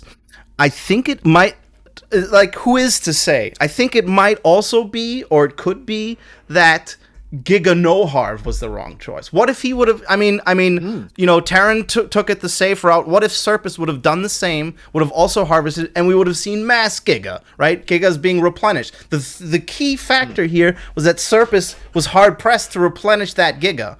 And then, as soon as you lose it, the other player immediately regains map control, and then you have to claw back and then move your glass cannon up, and that's what punished him there in the end. But if you play Harv Giga and defend it, maybe that's the stronger play. I don't want to give the players any ideas. I know they're listening, but I'm sure they'll figure that out. But that is a force to reckon with. I mean, if you are expecting that, you can play laser drones, there's enough tools available to you. So we'll see what they go with. Absolutely. All right, well, let's kick it off with game number 4 of this exciting Off we series. go. Okay, and of course, with Quasar winning with GDI, that does mean he's going to be switching over to Nod to try to collect the faction supremacy win with that one. And for that, he's decided to bring Mutant Chuggy, which, mutants are pretty beefy. But for Serpus, he also has a lot of heavy anti-infantry with snipers and Razorback. Pretty interesting choice here. Yeah, this is his new ladder deck, actually. And I've been playing it, and it is great. It has some weaknesses, namely, it kind of struggles against Inferno. Yes, I could see that, yep. Yeah, Inferno Phantom can do it, but because Terran does have Phantom, but that's expensive, and the bulk of his deck is infantry-based here, he's going to be relying on mutants a lot. It's going to be tough. Well, so far here, Quasar holding the top pad, charging the missile very efficiently, and Serpus not going to be able to look like he's going to get onto the pads here anytime soon. We see some blocking here on the top with the militants against the dog, but the Pitbull makes it on there, almost getting a flip, but of course, you really need to get onto that top pad or the bottom left with the Harv pull if Serpus was going to claw that back, and that just didn't happen, so Quasar takes missile number 1. Yep. Serpus lost that and now has to push in. Now we see the Chuggy coming out. If there's a boost now, this is going to look... Yeah, there we go. And it goes down. This is just the problem. The problem when you fight snipers against mutants is, well, yes, they're an effective counter.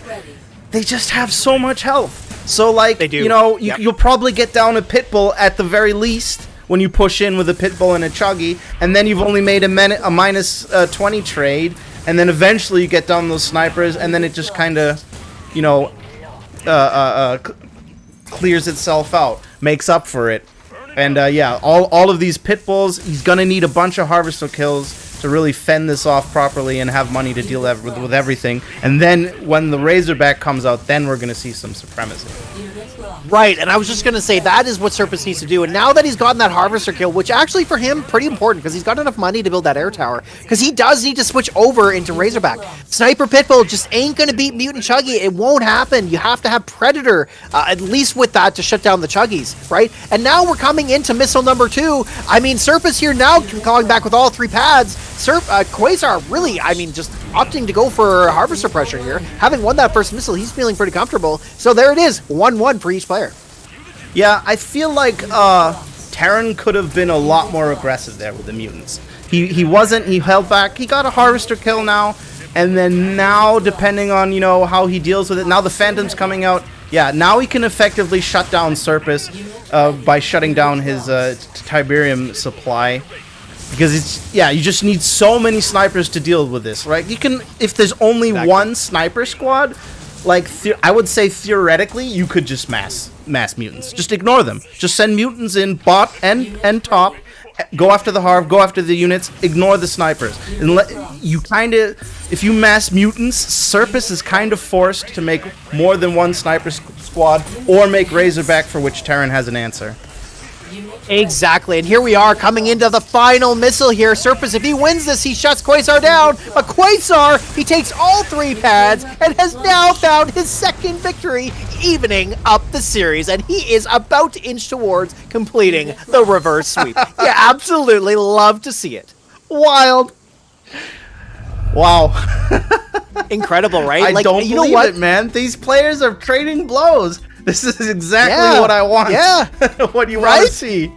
Oh man, it doesn't get any better than this, truly. I mean, we have 2 of the best players in the game going against each other on one of the most controversial maps of all time, but that's what makes the games so much interesting. It's a lot more like chess. Every game you're thinking about, what is he going to do differently this game? What deck might he bring? How do I play this out differently to try to find a way forward? And you know what? Quasar, he looked like he was down and out, but gosh, not at all. He is really finding his own here, and it's really coming down to that deck choice, right? Mutant Chuggy was just so good. It shut down the snipers and pit bulls early on because, of course, the snipers, like you pointed out, don't clear up the mutants very quickly. So switching him to Razorbacks where you needed to be, but then at that point, Quasar had enough money to have Phantom out, which one-shots the Razorbacks. So, Quasar just really played a better game in the end and brought the right tool for the job.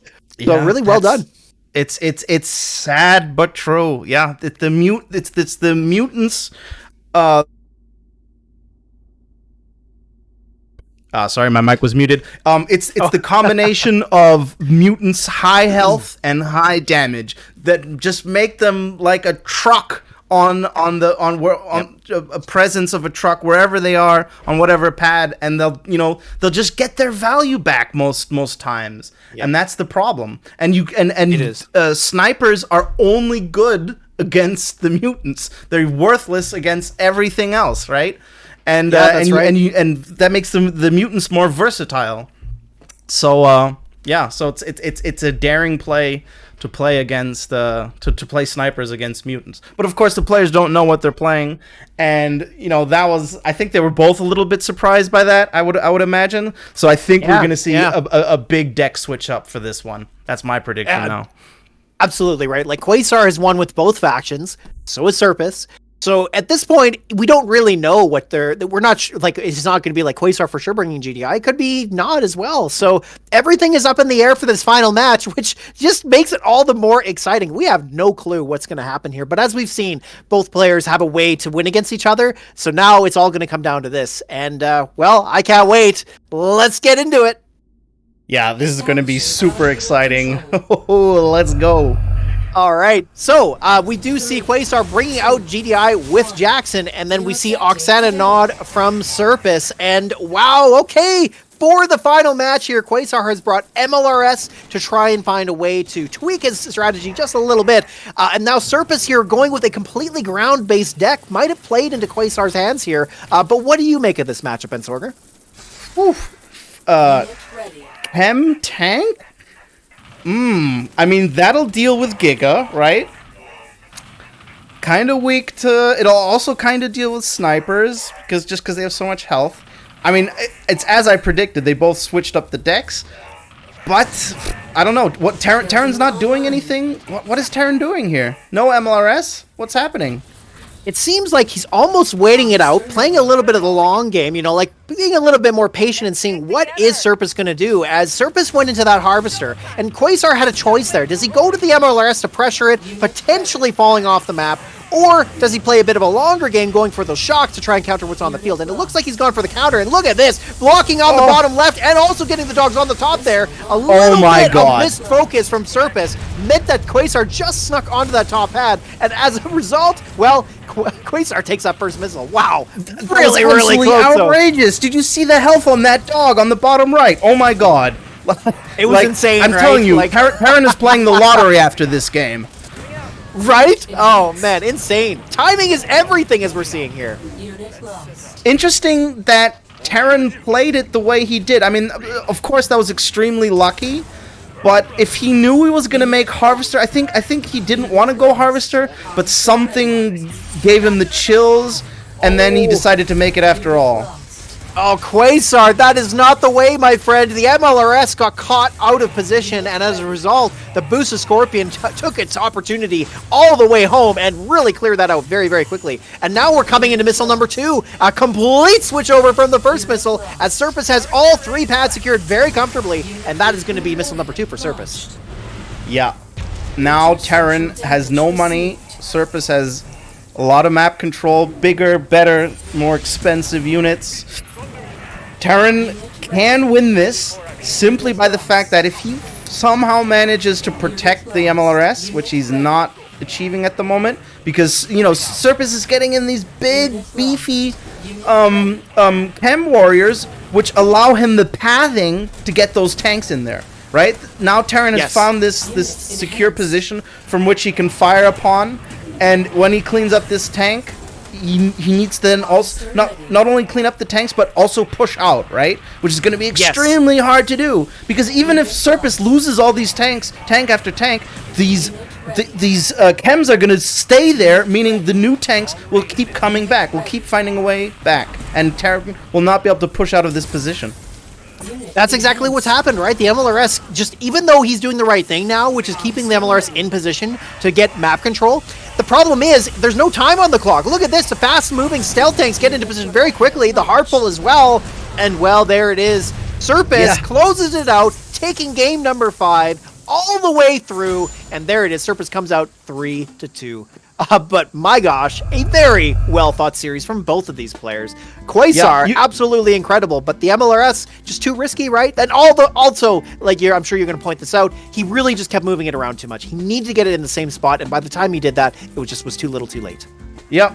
Like that I don't give a fuck attitude of Serpus, throwing tanks at those MLRSs, right? Maintaining the route, maintaining map control with those chems, that combination, that play was absolutely fantastic. Next level stuff, very well executed, and very punishing for Quasar. The fact that he did not, get anything done with his first MLS, you could see he was slowly getting the hang of it there towards the end, but it was just not enough. And then the missile fired. Serpus knew. Serpus was ready. Put the harvester back on the pad. Done deal.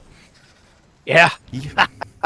It was crazy, and you got to hand it off to Quasar a little bit too. I mean, he probably hasn't been playing as much Rivals as he needs to be the competitive beast that he once was. But you saw it come out of him. You saw it come out of him. By game 3, you could tell he had had enough of his rust, and boy, the WD-40 came in full force because, man, he looked really good. And he really pushed Serpus around. And there, throughout this whole series, it didn't look one-sided one way or the other. I mean, maybe at the very beginning there with Serpus, but still, once you saw game 3 play out, you could tell like it was just going to be a real good firefight right to the end. And nothing gets more exciting than that. So hats off to the players. That was fantastic. I tipped my fedora. That was absolutely awesome. Yeah, I think you could also see a little bit the indecisiveness of Quasar, maybe also, having to do with him not playing so much these days, where he didn't make a Harv right away. Like, what did he accomplish in that first in those first minutes of the game? He made dog shock, and then it's like harvester. The units did nothing. He didn't attack anything. He just had units, whereas Serpus was making money, was making bank, right? That's right. Yeah, seems like a mistake to me. You need affirmative action on Middle Oasis. Middle Oasis punishes people who can't decide what they're about. And Terran started the match out like, okay, he's gonna MLRS rush, then got cold feet, and then that immediately puts you on your back foot. That's just how it is. Yeah. Yeah, and I mean, having cold feet in a real hot place doesn't sound like a good winning combination to me. Precisely, my dude. Precisely. We have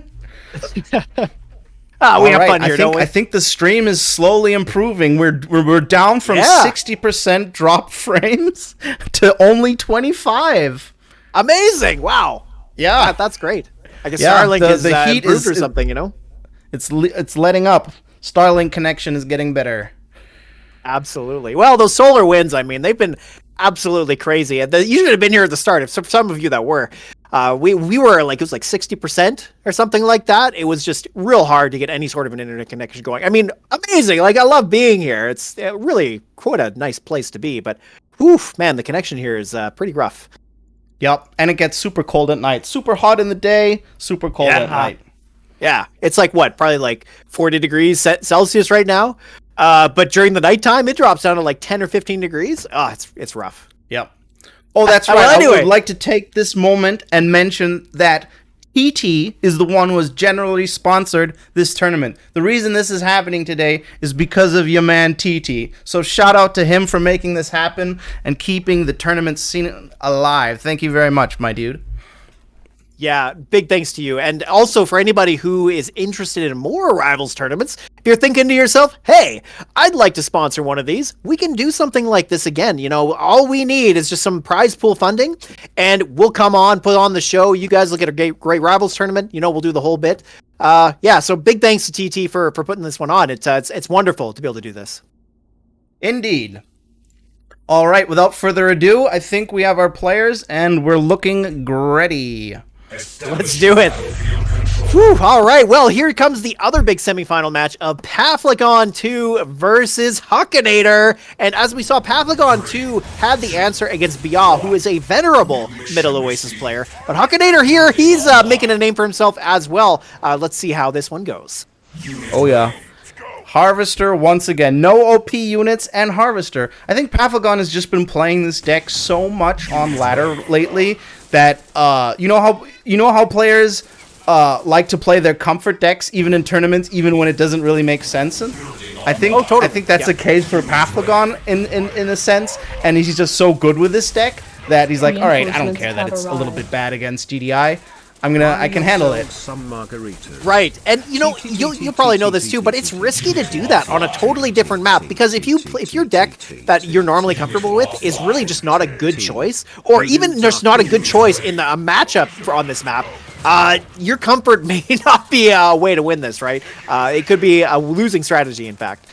Oh wow, look at this great micro. Nothing has hit the Harvester yet. His Harvester is still pristine. Wow, yeah, really incredibly here, as both of these players really strong on their micro and getting good matchups here. Like you said, Paflagon doing a good job of defending the Harvester. The missiles are getting a couple shots here and there, but it's just not enough. You need to really whittle it down to nothing before it becomes a problem. And here comes a boosted Pitbull from behind. We see here it's going to be able to deal effectively with these bikes and the Venom. And now a Harv pull coming in hot from Akinator as well, blocking that Seth Theropod, which was so effective for Paflagon 2 in that series against Bial. But here, didn't win him the missile, and that goes to Akinator. Wow, yeah. All right, here, once again, the Harv pull, the power of the Harv pull is demonstrated. Paflagon could have pulled his Harv top, right? Top, there was nothing going on top. Huki pulls it, bot, solidifies, boost to get onto the other pad. That's what it came down to there. Paflagon needs to use the extra pop cap because every unit that you have in levels in games like this at this level matters. Paflagon 2 here, hungry for that Harvester. We should be playing Hungry Harvesters or something. I don't know. Hungry Harvester. Right? Because Paflagon 2 here putting on tons of pressure. He is about to get the Harv kill, though, but he spent a lot of money doing it. And even right now, he's moving his bikes back and forth, not completing the kill. But that said, the Shake comes in from behind. Looks like it's going to clean that up. But no, Paflagon 2 really actually playing the patient game here. Not going for that low-hanging fruit, but finally does. Going for that Pitbull. And as a result, now he's got 2 out of 3 pads, which is exactly what you need to do in this map. So here we go. Paflagon 2 coming back with missile number 2. Wow, look at this great back and forth. Love it. And then another third missile. I mean, I think Paflagon is very oppressive right now. Huki has to somehow get out of this, right? He's being strongholded here. He needs to somehow crack it. There's a ton. I think lots of lasers seems to be the solution here. But if he can get out and get another Harvester, the missile isn't charged yet. He still has a chance here. Pitbull is his friend here. Pitbull is, it's been a very important unit for Akinator. One thing that he's done, though, is he's boosted them in a little bit of unusual situations, like, to come up behind to get rid of those bikes going after the Harvester. But Paflagon 2 didn't even really want the Harvester, it looked like. He was really just trying to apply a lot of pressure around that part of the map. And Akinator, he might be falling a bit behind because of that. That early Seth is very interesting. It's already went down. Is Paflagon just throwing away money for the sake of it? I mean, sometimes it's okay to just throw everything you can at the game, and it seems a little bit like that's what's going on, right? I'm not sure if that was the right choice. Ooh, okay. Akinator going to pull off the Paflagon 2 strategy here, spamming drone swarms, but it ain't going to be enough. Look at that, Paflagon 2 using those stealth tanks and shades together. Really interesting deck choice, and it allows him to get this first victory here. Very well done. Wow. All right. I would think that these decks, that the inferior deck has to make more of a difference here, but it's not. Think, yeah. It's because a Harvester kill on this map, positioning and Harvester kills are so impactful on this map. And then the rocks, right. and then all of his units, and then Paflagon playing air, right, means he can be extra oppressive once you push back the Harvester and you reach the rocks in front of the base. All of Paffy's Pitbulls and ground units are all lined up, next to each other, and can't 2v1 easily against the air that can just come in there. The air ended up being super oppressive. The Harv pulls kills are so impactful, and even though he didn't do that Harv pull first match, he still pulled and had a suboptimal Seth, I would say. He still pulled it off. Very impressive. Yeah. It really was. And like that was another game that went to 3 missiles. You were saying it earlier, like how many of these games have gone to that 3rd missile, and quite a number of them. And we're not seeing that play out because of, tech coming in or anything like that. It really is just a lot of good players getting together and, finding interesting ways to solve this puzzle. So yeah, it's been really exciting. It's been really great. So yeah, here we are. I mean, Pavlogon 2 winning that first game doesn't seem to indicate much because Akinator has all the benefit of hindsight at this point. Of course, lots of competitive experience as well. He might just decide to play something else that will give him that favorable matchup. But what will that be? I don't really know. Yep. Yeah, man, this tournament has just been amazing. It's been almost a giga free stream, and when there has been giga, it got crunched. So it really did. That's what you want to see, right? That's the best that Rivals has to offer. Giga losing at the top level. Oh yeah, let's go. Just something different than what we usually see, right? So precisely. Yeah, it's been fantastic. Well, all right then. Let's get into game number 2 of the second semifinals match. Sweet, off we go. All right. Well, okay. So Pavlogon 2 here, sticking with Nod. Wait, no, did he play Nod last game? I think he did, right? Pavlogon played Nod last game, yes. Yeah, okay, so he's not opting to get his GDI win here. Of course, that is perfectly fine. He just needs to get that GDI win in his next win, so that's fine for him to bring Nod once again. But Akinator here switched over to Nod himself, and playing quite a bit of a different deck here, but the important thing is he does have Stealth Tank. But that said, I mean, when it gets to Stealth Tank for Stealth Tank, mirror matches like that really do just come down to small mistakes. So I'm not so sure if that's where he wants to be, but maybe he knows how to play the Stealth Tank a little bit better than Pappy G here. We'll find out. Well, I think we already had a great start for Pavlogon. Going lasers when the other person is playing Rifleman, that's already a rough start. On the flip side, Akinator was making money while Pavlogon was dancing. Now the wheels are punishing these rifle. I think it just about balanced out once again.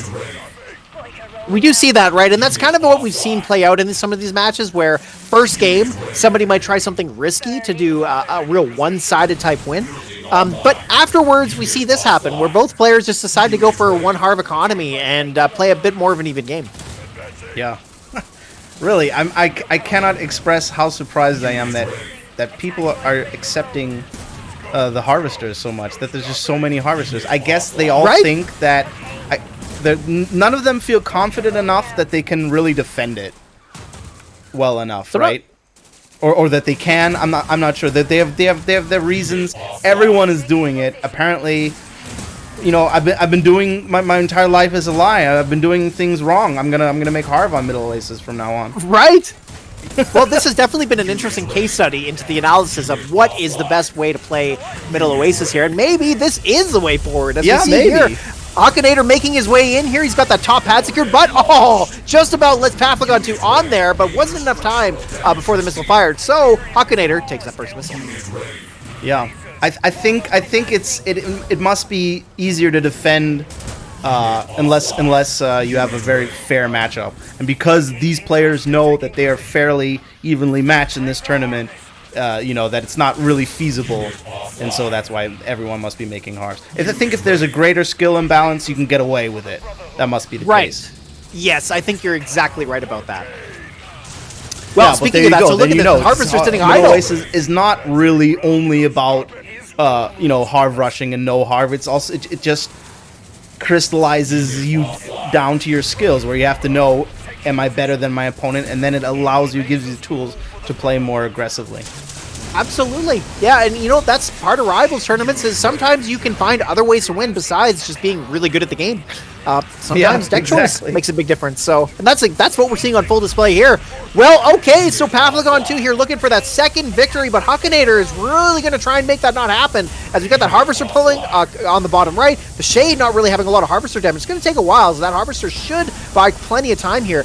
So Pavlogon 2 going to try and make its way onto the top pad, but Stealth Tank gets his fully volley off on the bikes, but we got a Shade coming in from behind. Its EMP is going to stop both from getting a reliable shot off, so now the Shade going to go onto the top pad, stalling just once more. We see Akinator pushing the wheels down to the bottom left there against the militants, but Pappy too being very smart here with his micro, getting the block there as well as paying attention to what's going on top. But having said that, a little bit of a missed focus there as he stopped and lets the bikes onto the pad. So again, another back and forth style here from this from both players, and it's not really looking like who's going to take this missile because again, it's just been a huge firefight from both sides. But now Akinator here might be able to clutch this out. We got the lasers on the bottom right, but they're getting chewed up by those militants, and it is only going to be a matter of time before Akinator clears those out.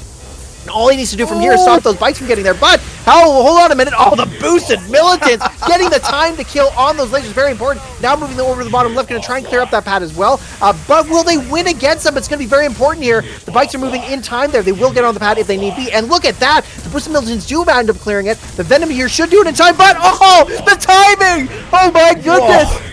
Whoa. Wow. I cannot believe that this game mostly came down to that boosted militant at the very end. Wow. Insane. Amazing. Wow. Yeah, man, I mean, see that often. A win or a loss is the accumulation of, the interactions in the game. And wow. chance just so had it that, Pappy had that much health, and then Hughie had that much health, and then the boost, and yeah, it worked out. If that would have not played, that was a luck. That was a gamble, right? Like, I don't firmly believe that any of these players have a grasp of this game to be able to say with their gut, okay, that boost will kill that, and and survive and win me the game, right? Or win that exchange. Right. That was a gamble. Yeah. It was. Well, you saw the result of that fight, right? The one militant, the one from Akinator left was the one alive, and that's how it won. It was so close. You're right. There's no way looking at that making that decision, you'd go, for sure that that's going to come out on top for you. It was just a bit of a gamble, but it worked out, and it's amazing. That's all it took because there just wasn't enough time for Surpus to get something, or Sir Pappy 2 to get something to that left pad. Wow. I was so close. Incredible. Yeah. And that's what it comes down to sometimes, especially against players like this. So that was amazing. Yeah.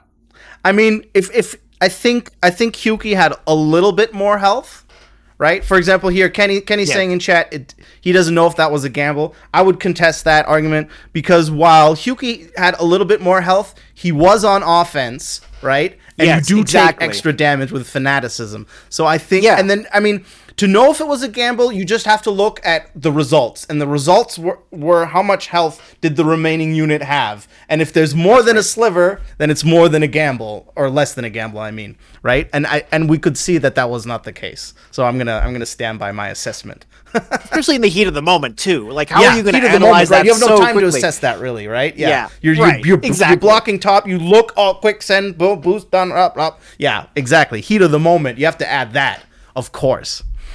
Yeah, right. Well, so that that amazing play from Akinator gave him the game and evens up the series. So we're back to 1-1. We have an exciting match on our hands, folks. Yep, indeed. Let's go. Let's do it. Establishing battlefield control. All right. Well, okay. So Pappy 2 sticking with Nod. Of course, not winning that game means he does need to find 2 more wins, that being with both GDI and Nod, but has decided to go with Nod once again, and he's pulled out Seth, so he's going to stick with this deck here that he has found some success with. Akinator, on the other hand, it looks like he's switching over to, I don't know if this is a deck he plays a lot of with the Hammerhead. I think normally he plays that with Slingshot, doesn't he? But I'm actually not quite sure. Right. He plays it with Slingshot, precisely. But he has a lot of experience with this deck. Yeah, he does. Pappy only needed to make mutants and he could win, but alas, he has not chosen to make mutants. Right? Yeah, that was a great choice by Quasar against Surpus that series. Yep. All right, I think this is already looking good for Pappy simply because of this map control, right? This map control means that when the missile's about to fire, you just fall back. You always want to push your opponent to their side of the map on Middle Oasis. Absolutely. Yeah, that's a little bit here what Pappy 2, although he has backed off a little bit. As we saw there, he pushed his militants up to create a bit of a blocker between units getting to the Harvester, and he didn't really utilize that, so not really sure what Pappy 2's game plan here is. But you're right, like at the same time, just getting map control is a very good thing. Yeah. Again, I'm surprised that Paphlagon puts his Harvester in that spot, right? He does not decide, can't decide which side he wants to go to for a Harv pull. He forgot about it in the previous game. Hyuki's ready to Harv pull. You know, it's a huge thing. Oh, now it's going to go down. Ooh. So yeah, that Orca getting that Harv kill there, quite a big deal, because this is where things could snowball for Akinator. If he continues to push Paphlagon 2 out of a harvesting spot, then Akinator will continue to maintain that economical advantage, which, as we've seen so far, has played a lot more than having that extra pop cap, because it doesn't matter if you have the extra pop cap, if you can't spend anything on it, it just ain't going to do you any good. That said, here we go. Paphlagon 2 really making a good case here for the pads, but he really can't push onto that top pad there with that Orca now defending it. And look at the blocking on the bottom left with that Harvester. Really good stuff here. And that gives Akinator the first missile. Yeah. I mean, it was looking okay for Paphlagon, right? He had mass riflemen, which made it tricky for the lasers. And then he was sneaking around with a stank behind the rifleman. But Akinator recognized that what his threat was, boosted those snipers, cleaned up, got the Harv pull bot, and then got more orcas in front of the snipers, so that Paphlagon couldn't even use the bikes. So very well played and capitalized there by Akinator. Another thing that's really important here that's working out well for Akinator with these snipers is the fact that Paphlagon 2 hasn't brought something like chems or mutants or something really heavy. His heaviest anti-infantry here is, of course, these flame troopers, but he's decided to use the stealth troop pod very early on, and as a result, because of their poor positioning, the snipers just cleaned them up really quickly. Look at that, 70 tip down the drain. And though Akinator, he is losing his Harvester here, he still has lots of money, so it's not going to be a big problem for him. All Pappy has to do is somehow deal with these lasers, and then he can, snipers, and then he can mass lasers. But I just don't think it's going to happen now in time. Ooh, we got the stealthing coming in on the bottom left. We got a shade going up towards the top. It looks like it's going to target that pitbull, and with the extra damage from the venom clearing it out, now will this Orca clear up the stealth tank? Oh, not fast enough. The timing! And as a result, Paphlagon 2 makes his way back in with missile number 2. What is Paphlagon doing? What is he doing with those shades? Oh, I don't know. I mean, okay, yeah. He weakened the squad. I'm not sure if that was worth it. I might have sent in some riflemen first. And, yeah. Now he needs to defend against these orcas. He has nothing to do. Completely pop-capped with his own units. And now the snipers are coming in. It's kind of too late for that, right? Yeah. It is. And the shades seem to be very passive here. Looking tough for Paphlagon. He does have a little bit more money than Akinator here. But that doesn't really matter because Akinator is just going to move in with all these pit bulls and then take what is his. Take that Harvester once again. Ooh, can Paphlagon 2 overcome these mass pitbulls with these shades? That's kind of what it comes down to, and with Smart Micro, he certainly can do it, as look at this, pushing the venom in ahead of the shade to make sure that the pitbull targets the venom first, and then on top of that, using its EMP to deny return fire. Very good stuff. And now Paphlagon 2 getting a stealth tank on that bottom right. He's going to clear up the Orca here, just as he's going on the far left, but can he make it on the top pad? He does, just barely making there in time. Now we're going to see a bit of a flip here. The snipers go down the flame, and now with the top and the bottom right covered, Paphlagon 2's got it, and oh, there it is. Also important there, that venom going to that left pad meant that the pitbull reaching the top didn't allow the missile to flip over. So Paphlagon 2 takes that important second victory, bringing the series to 2-1. I mean, I have to say, I love you, Paphlagon, but it annoys me to see an air flip. Yeah, a little bit. He does that so often. He's so good at it. And he is, yeah, just flying over lasers with the venom in the last moment. I mean, yeah, it's in high level games like this, it's especially hard. So then I suppose it's more warranted. But it's just a vicious tool that he uses in his arsenal. It really is. And, you know, that's kind of the thing that I was talking about in the match against Biaz. The one thing that Paphlagon 2 does really well is he plays those 3-pad maps so efficiently. He just knows the timing of when to get units onto pads quickly enough. And that venom at the very end, like, what a smart play. It guaranteed him the game, because what could have happened is that Pitbull got onto that top pad, and then we've got a stalled missile. Now we're buying time for Akinator to make his way back in. It doesn't look good at that point, right? But, you know, Paphlagon 2 just knows how to play those pads really well, and he did a great job of that. So he comes out on top. Really good stuff. I think, I mean, what justifies it a little bit more is it's not just, being able to fly an air unit over the pad. It's also being able to get the timing down while managing everything else, right? If you have nothing going on, it's easy to flip someone, right? Let's say you have 2 jump jets in front of 2 pads and you just wait. But that's not what happens in these games. It's going on all the pads all the time. And so that makes it a little bit more of a finesse play. It does. Well, and that's the key, right? What you pointed out was the timing. The timing is so critical because that's what it all comes down to in these games. The timing of the missile. And there's not a lot of time on that clock. Once the missile's getting ready to fire, it's like 5 seconds. Pathlogon 2 just has an innate sense of that. So, he uses it to good advantage. Yeah. Being able to do that while battling and microing, that's what really separates the men from the boys here. And speaking of boys, the boys are in the game, so I think we're ready to go for the next one.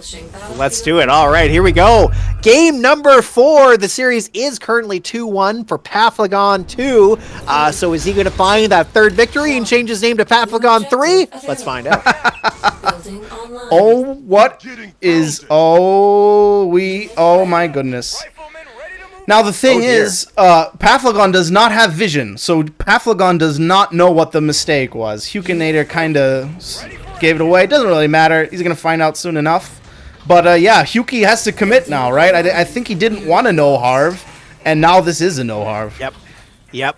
Yeah, right. So here he could potentially get this harvester kill here. The doubling up of the missiles with the sniper behind might be enough, but look at this. Good smart movement from Pathlogon 2, putting those riflemen towards Akinator's spawn point, making sure that any outcoming missiles are going to take a few extra shots, and these snipers are just going to have to play the long game if he's going to find a way back in.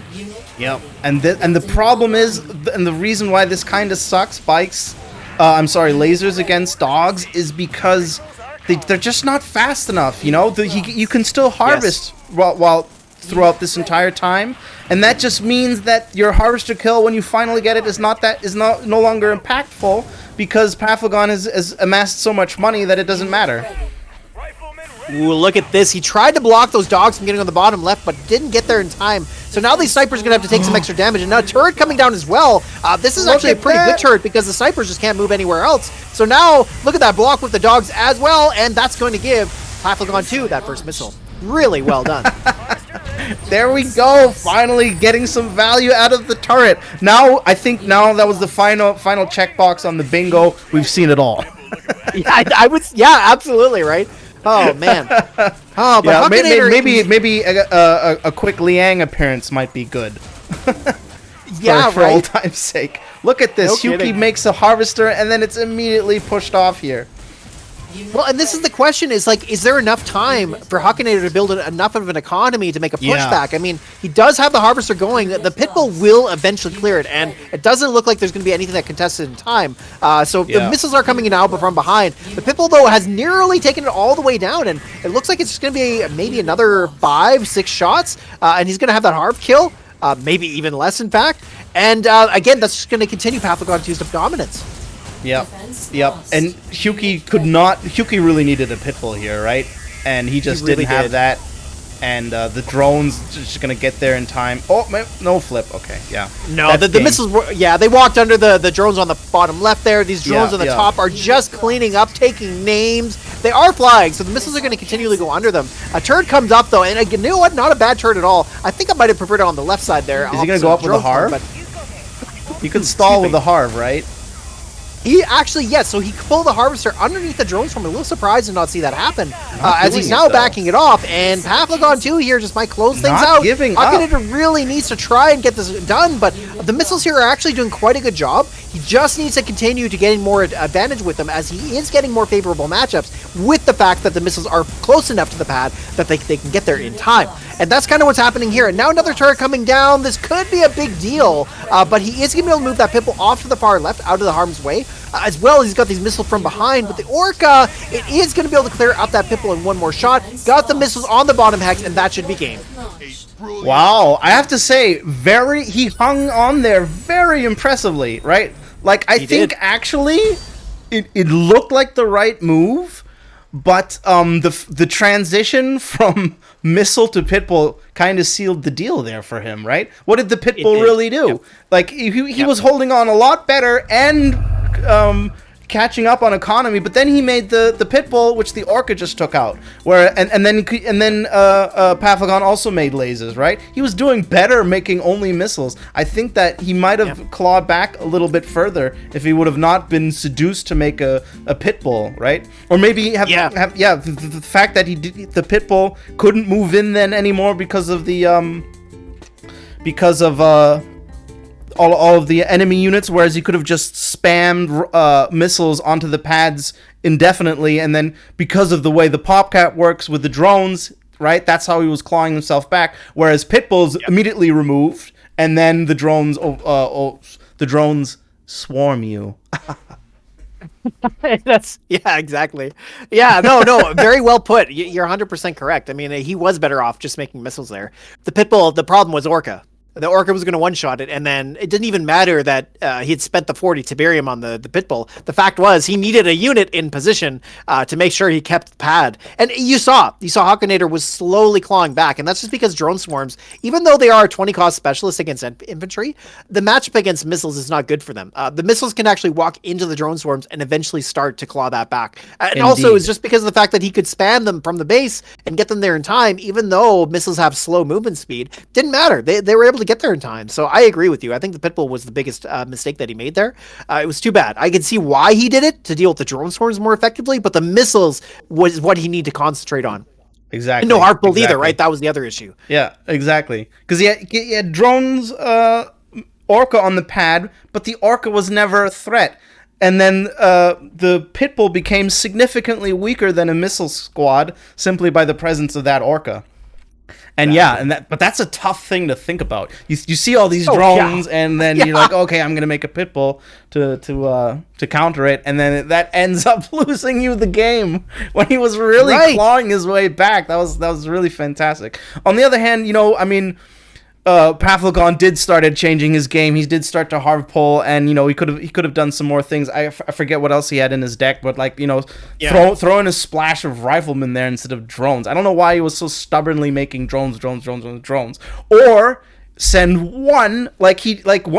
At one point he only had two 1 or 2 man drone squads on the top squad. What if you send one of those during this entire battle bot?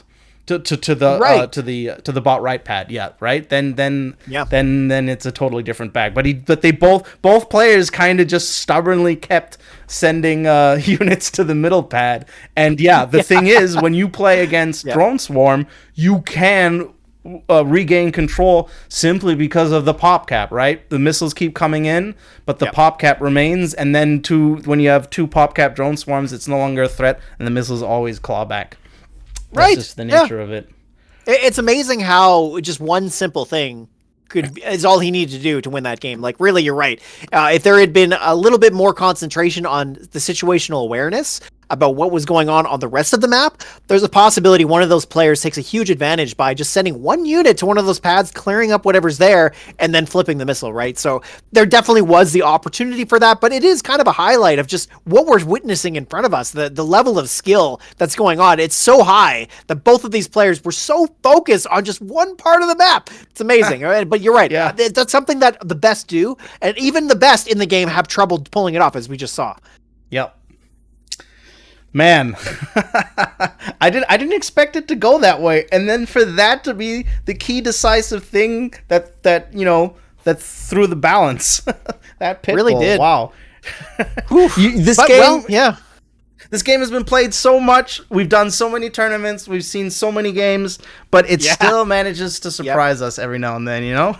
Really does, and it just goes to show the just how amazing this game is and just how good it is. It's just too bad that it's still stale and stagnant, but these are things we can do, right? To spice things up, play every game on Middle Oasis, and here we have a different puzzle to solve, right? So that makes things always really exciting. Yeah, and so really good think stuff. After we've seen how players play these decks on Middle Oasis, which is not the way we expected, I mean, right. If we were to go ahead and say, all right, we're going to do a tournament and we're going to restrict decks to this, and that on this, and that map, then again, you can also spice things up, right? Like there's still a lot of things we haven't done. The ideas are still rolling. I don't know if it's feasible. I've been dreaming of a base kill tournament where you're not allowed to fire missiles. That'd be interesting. That would be cool. Yeah. That would be interesting. Yeah, if you fire a missile, you lose. Or maybe the opponent can bait the opposite player to fire a missile. You know, we might see things that we haven't seen there, especially at the highest tier. So, yeah. Lots of ideas still rolling in for the tournaments. Absolutely. Yeah, totally. Well, all right. So now here we are in the finals. That was the semifinal match, of course, and now we're here featuring the two players that have made it all the way to the very end, and that's going to be Serpus versus Paflagon 2. And did anybody expect this? I mean, granted, we know how good these players are, and maybe it's not a surprise to see them making it all the way to the finals, but did we know it was going to be Serpus or Paflagon 2? No, we didn't. There were so many top names in this tournament, and really, because of the map and the way it plays out differently, that also means that there could be a different person winning this tournament, so it's really exciting, and I love to see the fact that Paflagon 2 here is making it into the finals. I don't know if he's been part of the finals in one of our tournaments before, but either way, he is very well recognized here, and he's in a good spot. All right, well, shall we kick off the finals here and get it underway? I think we're ready to do it. Let's go, finals hype. All right, and of course, now that we're in the finals, I believe this is now a best of 7. Is that correct? I think so. I'm not sure exactly what we have it set to in this on challenge, but we'll find out soon enough. All right, Kenny's confirmed it is, in fact, a best of 5. All right, so just like the semis here, which is really great because that means there's plenty of opportunities for both players to claw back if they happen to drop a game here and there. So really good stuff. And, well, very interesting here. Paflagon 2 doing the same thing that he's done every other game, which is go Harvester first. I'm a little surprised, honestly, but that doesn't seem to be hurting him too much. All right. I think now he's pretty much... Now he has enough lasers, right? You have to be so defensive with your Harvester to the point where you have enough units on the field to effectively cover all flanks, right? Yes, exactly. So the magic number is like 3 units, and then you can pretty much handle anything that is thrown at you. And that's Paflagon did that very nicely now, forcing Serpus to transition away from armor, and which is super costly. And and now meanwhile Paflagon is really making bank.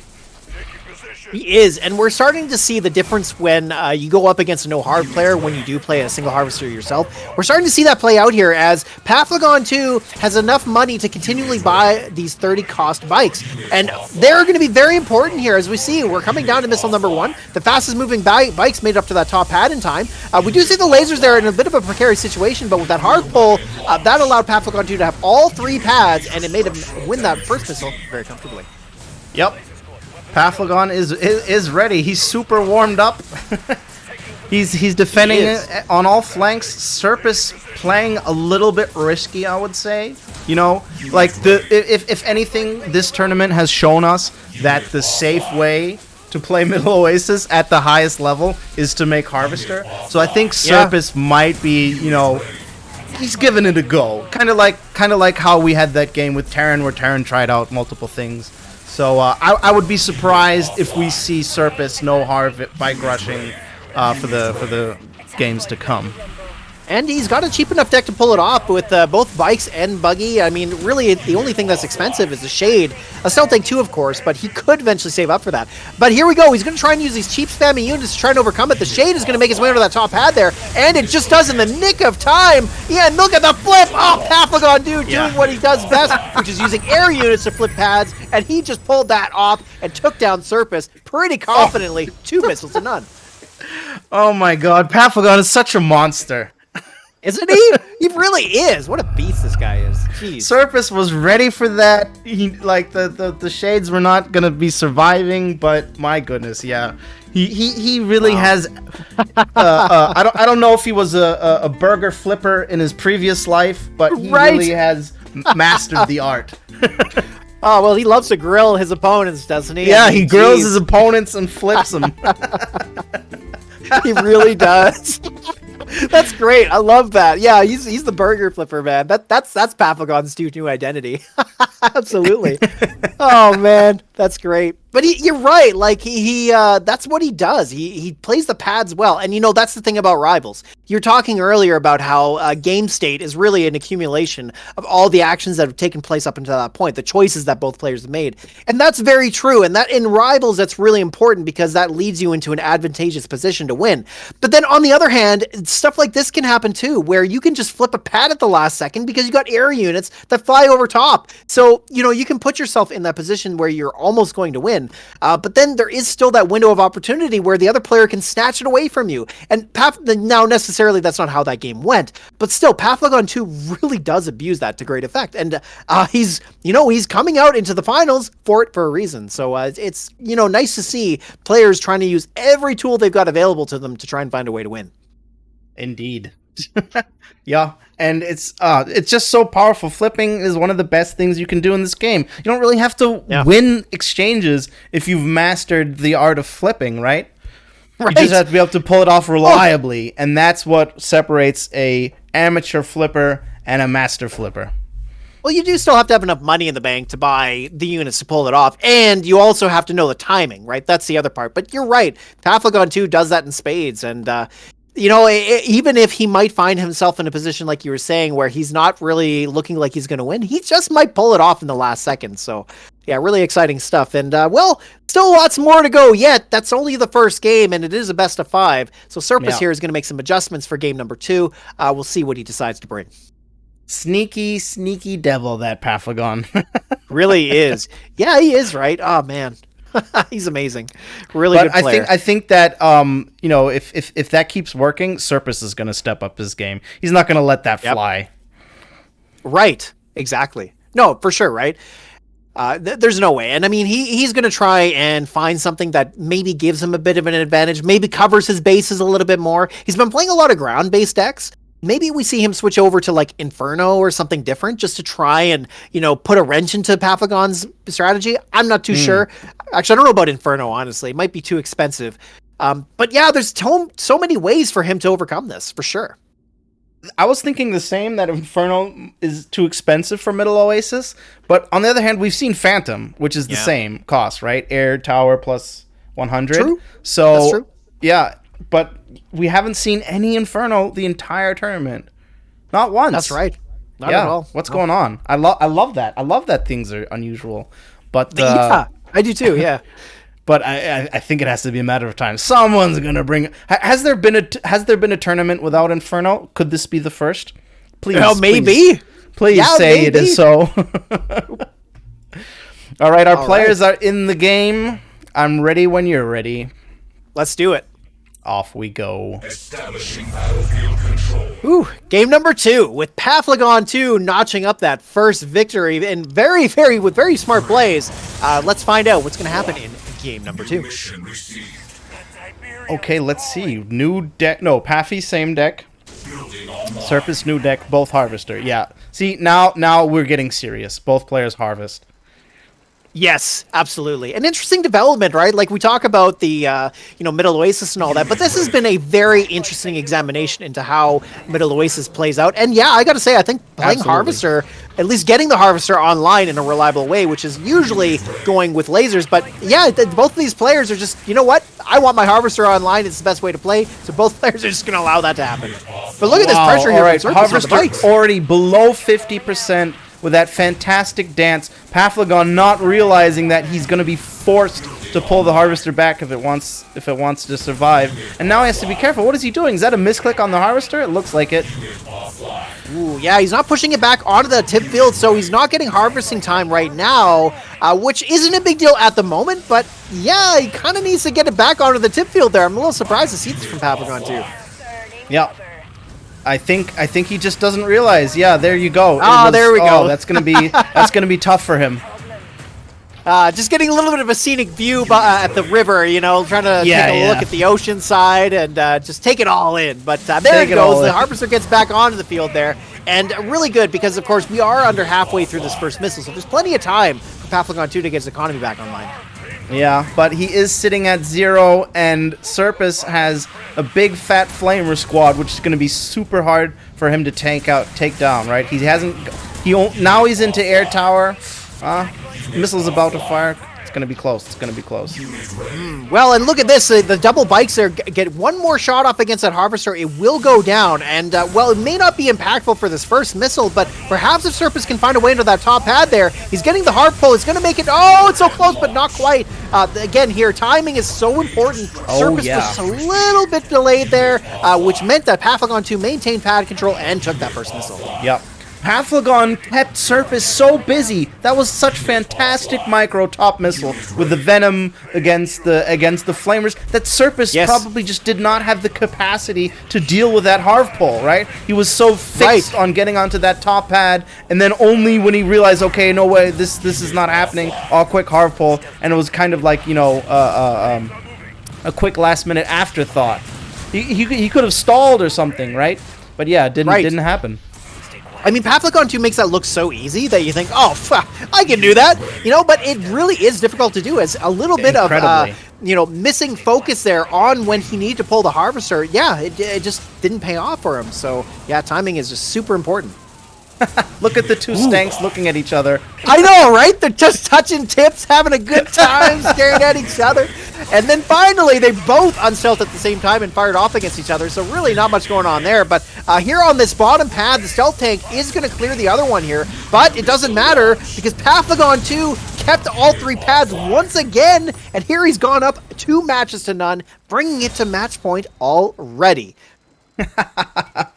Interesting. Yeah, that was now I like the game before that, you know, I had mixed feelings, I'm gonna be honest, but that was well executed. That was Pappy G really pulling up his pants, you know. Totally. Yeah. For sure he was. Yeah, to out micro Serpus to the extent that he fails his Harv pull, that is not an easy feat. Yeah, no, exactly, right? I mean, Serpus, had he got that hard pull a little bit sooner, and you're right. I mean, the micro going on at the top pad there with the venom and the bikes, really incredible stuff. And it really did distract Serpus away from what was going on. And as a result, Serpus just didn't get that hard pull in time. And so I feel like if he had done that, if he'd bought himself a bit more time with that missile, he probably has a way to come back. But Pathlogon 2 is just playing so well. Like, he's really pushing him out of the game. And it's amazing to see him do that against somebody like Serpus. Yep. And Pathlogon, while he does all of these nasty things, he's really showing his true colors here, and that he's just a master of the timing, right? That he pulls that off. That he keeps the entire battlefield in sight, and has the timing, has the economy, has everything to make it work. Yeah, it's so hard to do that. It is. Pathlogon's got the big boy pants on, looking very good this tournament. Up 2-0 in the finals against Serpus. Hello. Right? Serpus not fucking around anymore. So one could argue he was in the first game, but now it's real, and he's still winning. Well, and what makes this all the more interesting is the fact that Pathlogon 2 and Serpus share a team in RTL this year. They're both on the Amarok Army team. So, I mean, they know each other pretty well. And I'm sure that they played in customs against each other. But at the very least, they've discussed strategy. Like, they probably know each other way better than most other opponents. So, I mean, Serpus here, he's still got a chance. He is down 2 games. But there's still all to play for. And Serpus could pull out the answer here in game number 3. Let's find out. Let's find out. Establishing battlefield control. Okay, so of course, with Pathlogon 2 winning with Nod, he does need to win with GDI. So finally, we're seeing him switch over. But again, we're seeing strong arm from him, which I have to say has been a bit underwhelming in these games. I'm a little surprised to see that, but could be like you were saying, Entsorger, could just be a comfort deck for him. But Serpus here going for MLRS, which, you know what, surprisingly, so far, has actually looked really bad. But maybe this is going to be the change. Maybe this is the time where MLS shines. Yeah, we haven't seen one person pull off MLRS, have we? We haven't. In theory, if you can protect it and it has a good position, it does beat all the other decks, right? But we just have not seen it happen. Well, and this is exactly how it goes, right? So we see the MLRS come out getting good early positioning, but then Paflagon too, he has pulled his harvester back, so like you point out, with it being off the tip fields, it's not harvesting, so really, for all intents and purposes, they both have the same advantages and disadvantages. And so, of course, Surface, what he needs to do from here is keep that MLRS in position and stop the Harvester from ever getting there. He doesn't need to be aggressive with it, he just needs to stop the Harvester from getting into position. Yeah, and so far it's happening. I'm surprised he didn't put any riflemen, right? Because riflemen would have been able to answer much faster. Look how long he's had to wait till those shocks came out. But so far he's playing it the way you do have to play it. Getting the shot off, I think it's gonna survive. Yep, but now he only has one, close. right? He needs 2 shots. He needs something to cover both flanks in order to effectively push the enemy harvester off the Tiberium. And I think that's it's too hard with only shots. Right. Well, and so he's doing a really good job of defending it here, but it's one shot away from going down, so he has to be very, very careful. Even letting those dogs get chip damage against the MLRS could be a problem. And here he's having to continually back it in and back it out, and the missiles are so close to getting that shot off against it here. Surface could just swap, or sorry, Paflagon 2 could just swap the missiles and the dogs here and potentially get it, but look at this, he's not going to be able to. Now the missile's going to get shot off. There goes the MLRS. And although at this point in time, there's been so much time passed that Surface is not out of money. He did have enough there to build that pitbull, so really not thrown out of the game yet. And with that Harvester at 1 HP, he just has to move this pitbull into position, and he will get it. And look at that! The shocks and the dog all finish it off there. So, well, Surface is now back in the game. Yep, there you go. That's it. And now you make another MLRS, I think. Yeah, there we go. And then rinse and repeat. Really, you know that's the game plan here. He probably wants more than one shock, I would imagine, but he's not doing it. Interesting how he does not want to commit to a second shock. Unit lost. Right. Yeah, you're absolutely right. He's just going to rely on that single shock squad to do the job, and really is doing a pretty good job. But now Paflagon 2, with enough money and time, has switched over to Drone Swarm. Drone Swarm could be a big beating here with no missiles or pitbull on the field. So Surface here is going to have to make a desperate move for this left pad, but the Drone Swarm, with that much time bought, has enough time to make it there.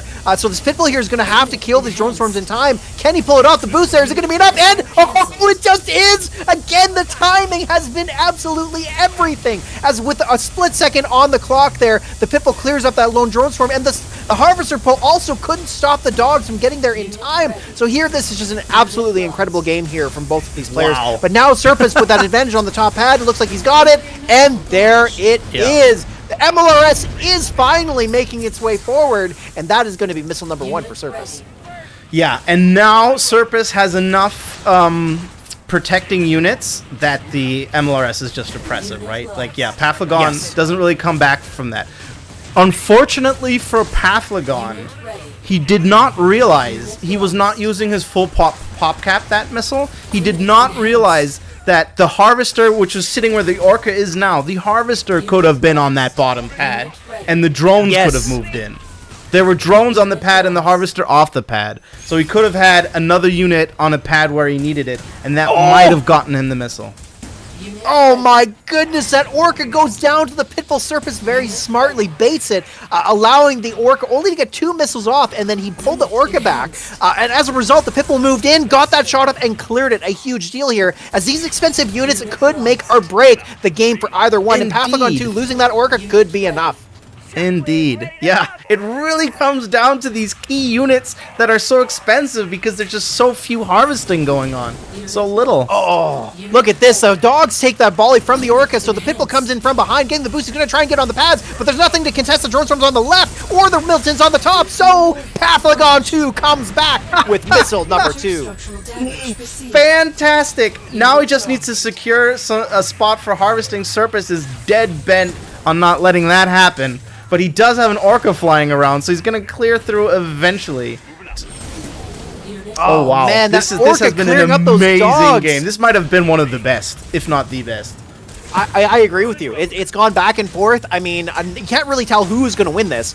Both players have made equal amounts of mistakes, but look at this. Like there, the Orca clearing up those pitfalls. Of course, it looks like Paflagon 2 has the advantage, but both players have similar amounts of money. So it's really just coming down to, again, who is getting the better matchups and who is being more efficient. And look at that. Surface now getting another Harvester kill, has equalized the economy difference with that Harvester from Paflagon. Yeah, it's just like I can't tell who's ahead. These exchanges keep happening. The harvest is only there for such a short time. There's all these plays, so much material exchange. It's flipping back and forth. It's down to this, everybody. Here we go. We got the harvester on the right, and of course the missiles on the bottom left. That's going to be enough for Surface to clutch out this 6-minute game on Middle Oasis. What an absolutely great game that was. What a banger. And Wow. Surface has brought the series to 2-1, and he looks like he's going to be going for game number 2 here. Let's see. Wow. That was It was incredible. that was next. That takes the cake. That might be the best one so takes far. The cake. That might I be the best really want to know though, because I think Pathlogon made a huge mistake that first missile by leaving 2 units bottom right. The harvester was not harvesting. Yeah. It could have been on the pad. I think if Yes. Pathlogon would have won that first missile, he would have won that game. Right? I think that was Yep. could have that been the key mistake. Oof. Well, I mean, obviously, yeah, I think so. Yeah, right. Like, had he pulled that Harv, and it was in a position where it could have gone, right? Like, I don't know why. It's so hard to, of course, think of all these things as the game's going on, and that's probably the real issue. It's just that both of these players are pressuring each other so much that it gets even harder to realize what's happening around the map. So, it's just a showcase of the talent that these two are bringing to the table, in Indeed. my opinion. That was the game of the year. My dude. Oh, that was amazing. That was the so game of good. the year right there. Oh. I mean, unless they top it, we have a couple of games left, right? Let's see. Yeah, that's let's see 2-1. what else they Yeah. bring. Yeah, it's not over yet, right? Like, who knows where it goes from here, but I mean, obviously Surface was backed up against a wall, and he actually brought a fairly risky strategy. Like, if he's watching this tournament, which I'm sure he is, he's seen how MLRS falls flat, but that was the best example of how to play it right. Which is you gain map control. You don't have to be so aggressive with it and try to get that harvester kill. That's not the point. The point is that you just stop them from harvesting. It doesn't matter that the harvester's dead or not. Just get them off the tip fields, and that's all you got to do. And then that's what Surface did. He slowly built up his economy, got to Shocks. Shocks with MLRS was really enough to shut down most things, but from there really just kept going back and forth and came down to such small decisions. But yeah, it was great. It was fantastic. What an amazing game overall. That was one for the books. Absolutely. That game needs to. That game. I mean, it will be recorded. Luckily, we have YouTube. Yeah. That is a divine golden game for sure. Woo. All right. So let's. I think the players have wiped off the sweat off their iPads. They've gotten a cloth by now. We might be ready for our next game. that's what I just did. Yeah, let's get into it. Game number 4. Let's go.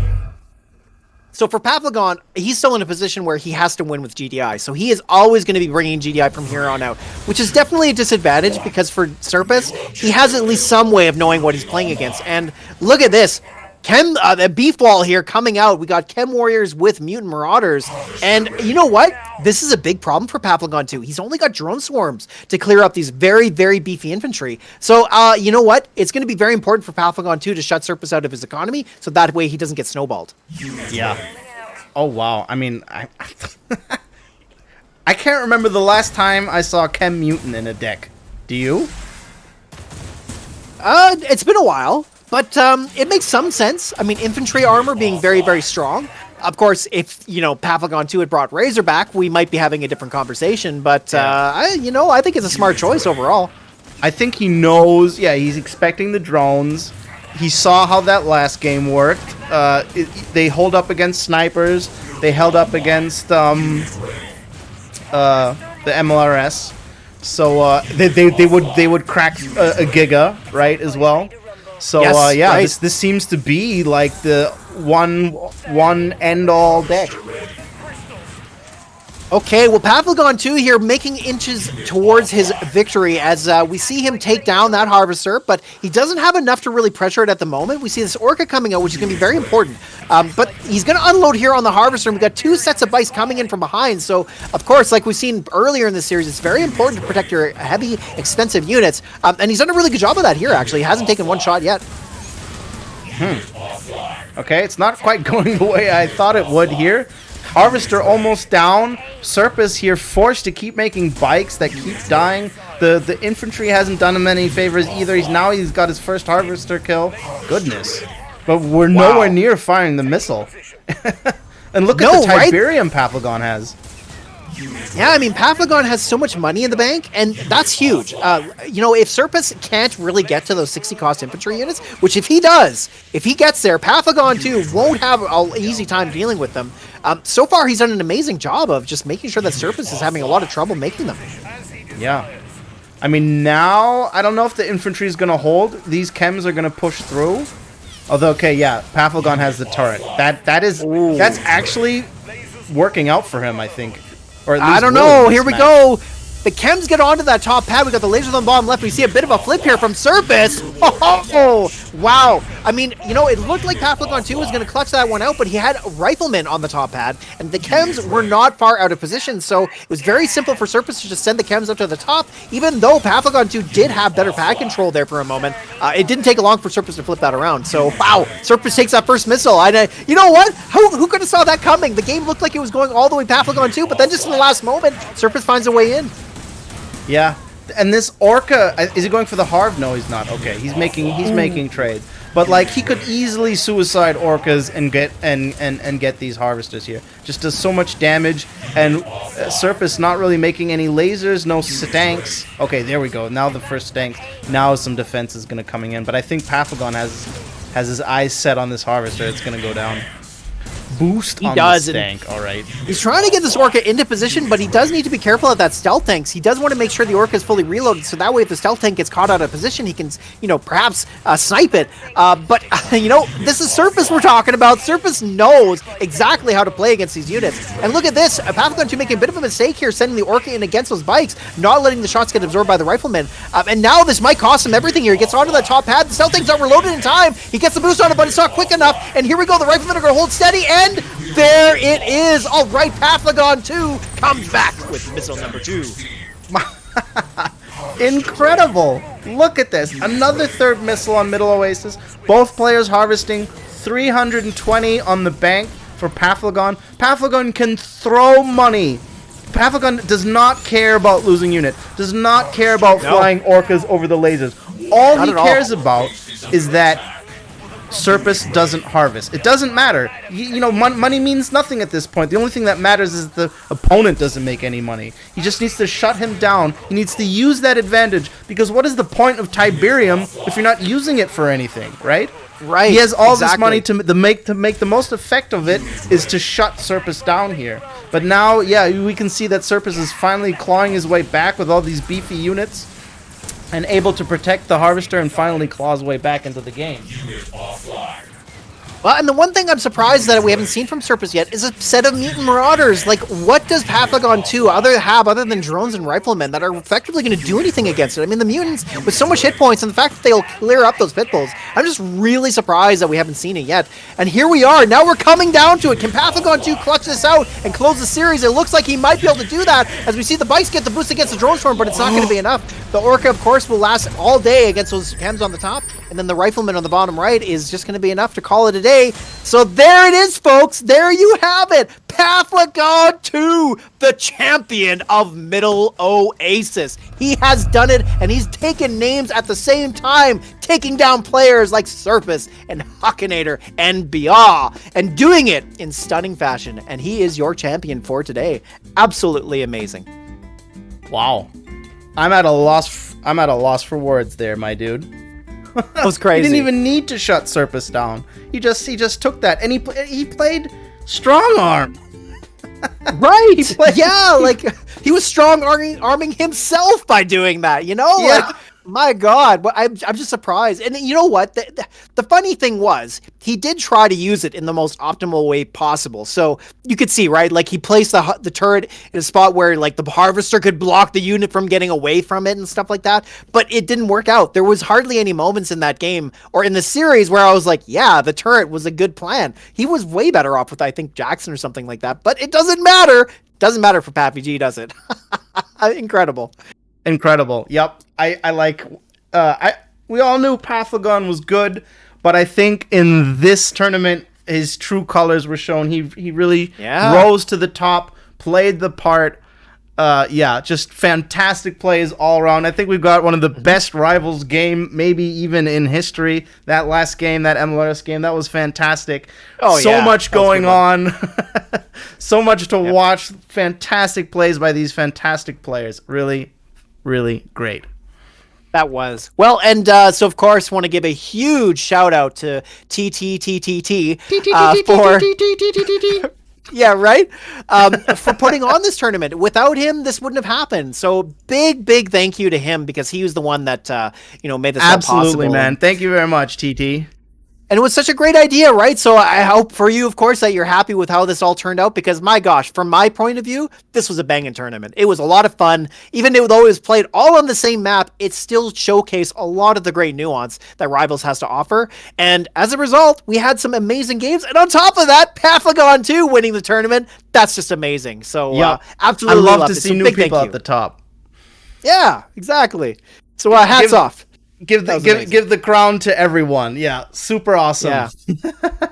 So, of course, for those of you out there who love what we do and you're thinking, hey, I would love to see more of this, we're, of course, ready and primed to run more tournaments. The only thing we need is just prize pool funding. So if you're of a good mind to think, hey, I'd like to do this, talk to us. We're looking at doing more of these tournaments if possible because you can tell these are really great. Despite the solar issues we had at the start, but we got that all worked out and still had a great tournament nonetheless. And by the way, for those of you who did miss the beginning there where we were having connection issues, this will be recorded and put onto YouTube, so we'll get to see the full fat tournament there, so make sure you catch that if there was anything you missed. But either way, it was just really wonderful. So big thank you to everybody, especially big thank you to Viper for those wonderful tournament for the graphics with the harvester actually harvesting on the stream starting scene. How cool is that, right? It was Really the cool prophecy for Middle Oasis. No one thought it would happen, but Viper predicted it. Oh, Viper called it. Oh man. Yeah. And big thanks to you, Peter, Entsorger. aka Kenny Emmy, for managing all the games and everything, doing all the advertising and helping around in the background. A lot goes around in the background that you don't see to make this all happen. Kenny hosts the games for us and manages the bot. Also, big shout out to him. And you could see that just by fixing the map, you can make an interesting, fresh new tournament. So I'm glad to see that the game is far from dead and that we still have lots of ideas and a lot of stuff coming for you from the Legion team. Absolutely. Yeah, well, and thank you, Entsorger, for hosting the tournament. For me, it was a ton of fun. I think this was some of the most exciting Rivals that I've got to be a part of, so it was just a heck of a good time overall. So big thank you for putting this on and for doing all the hosting. And my pleasure. I Thanks hope we get to do for this helping again. out, Jeffrey.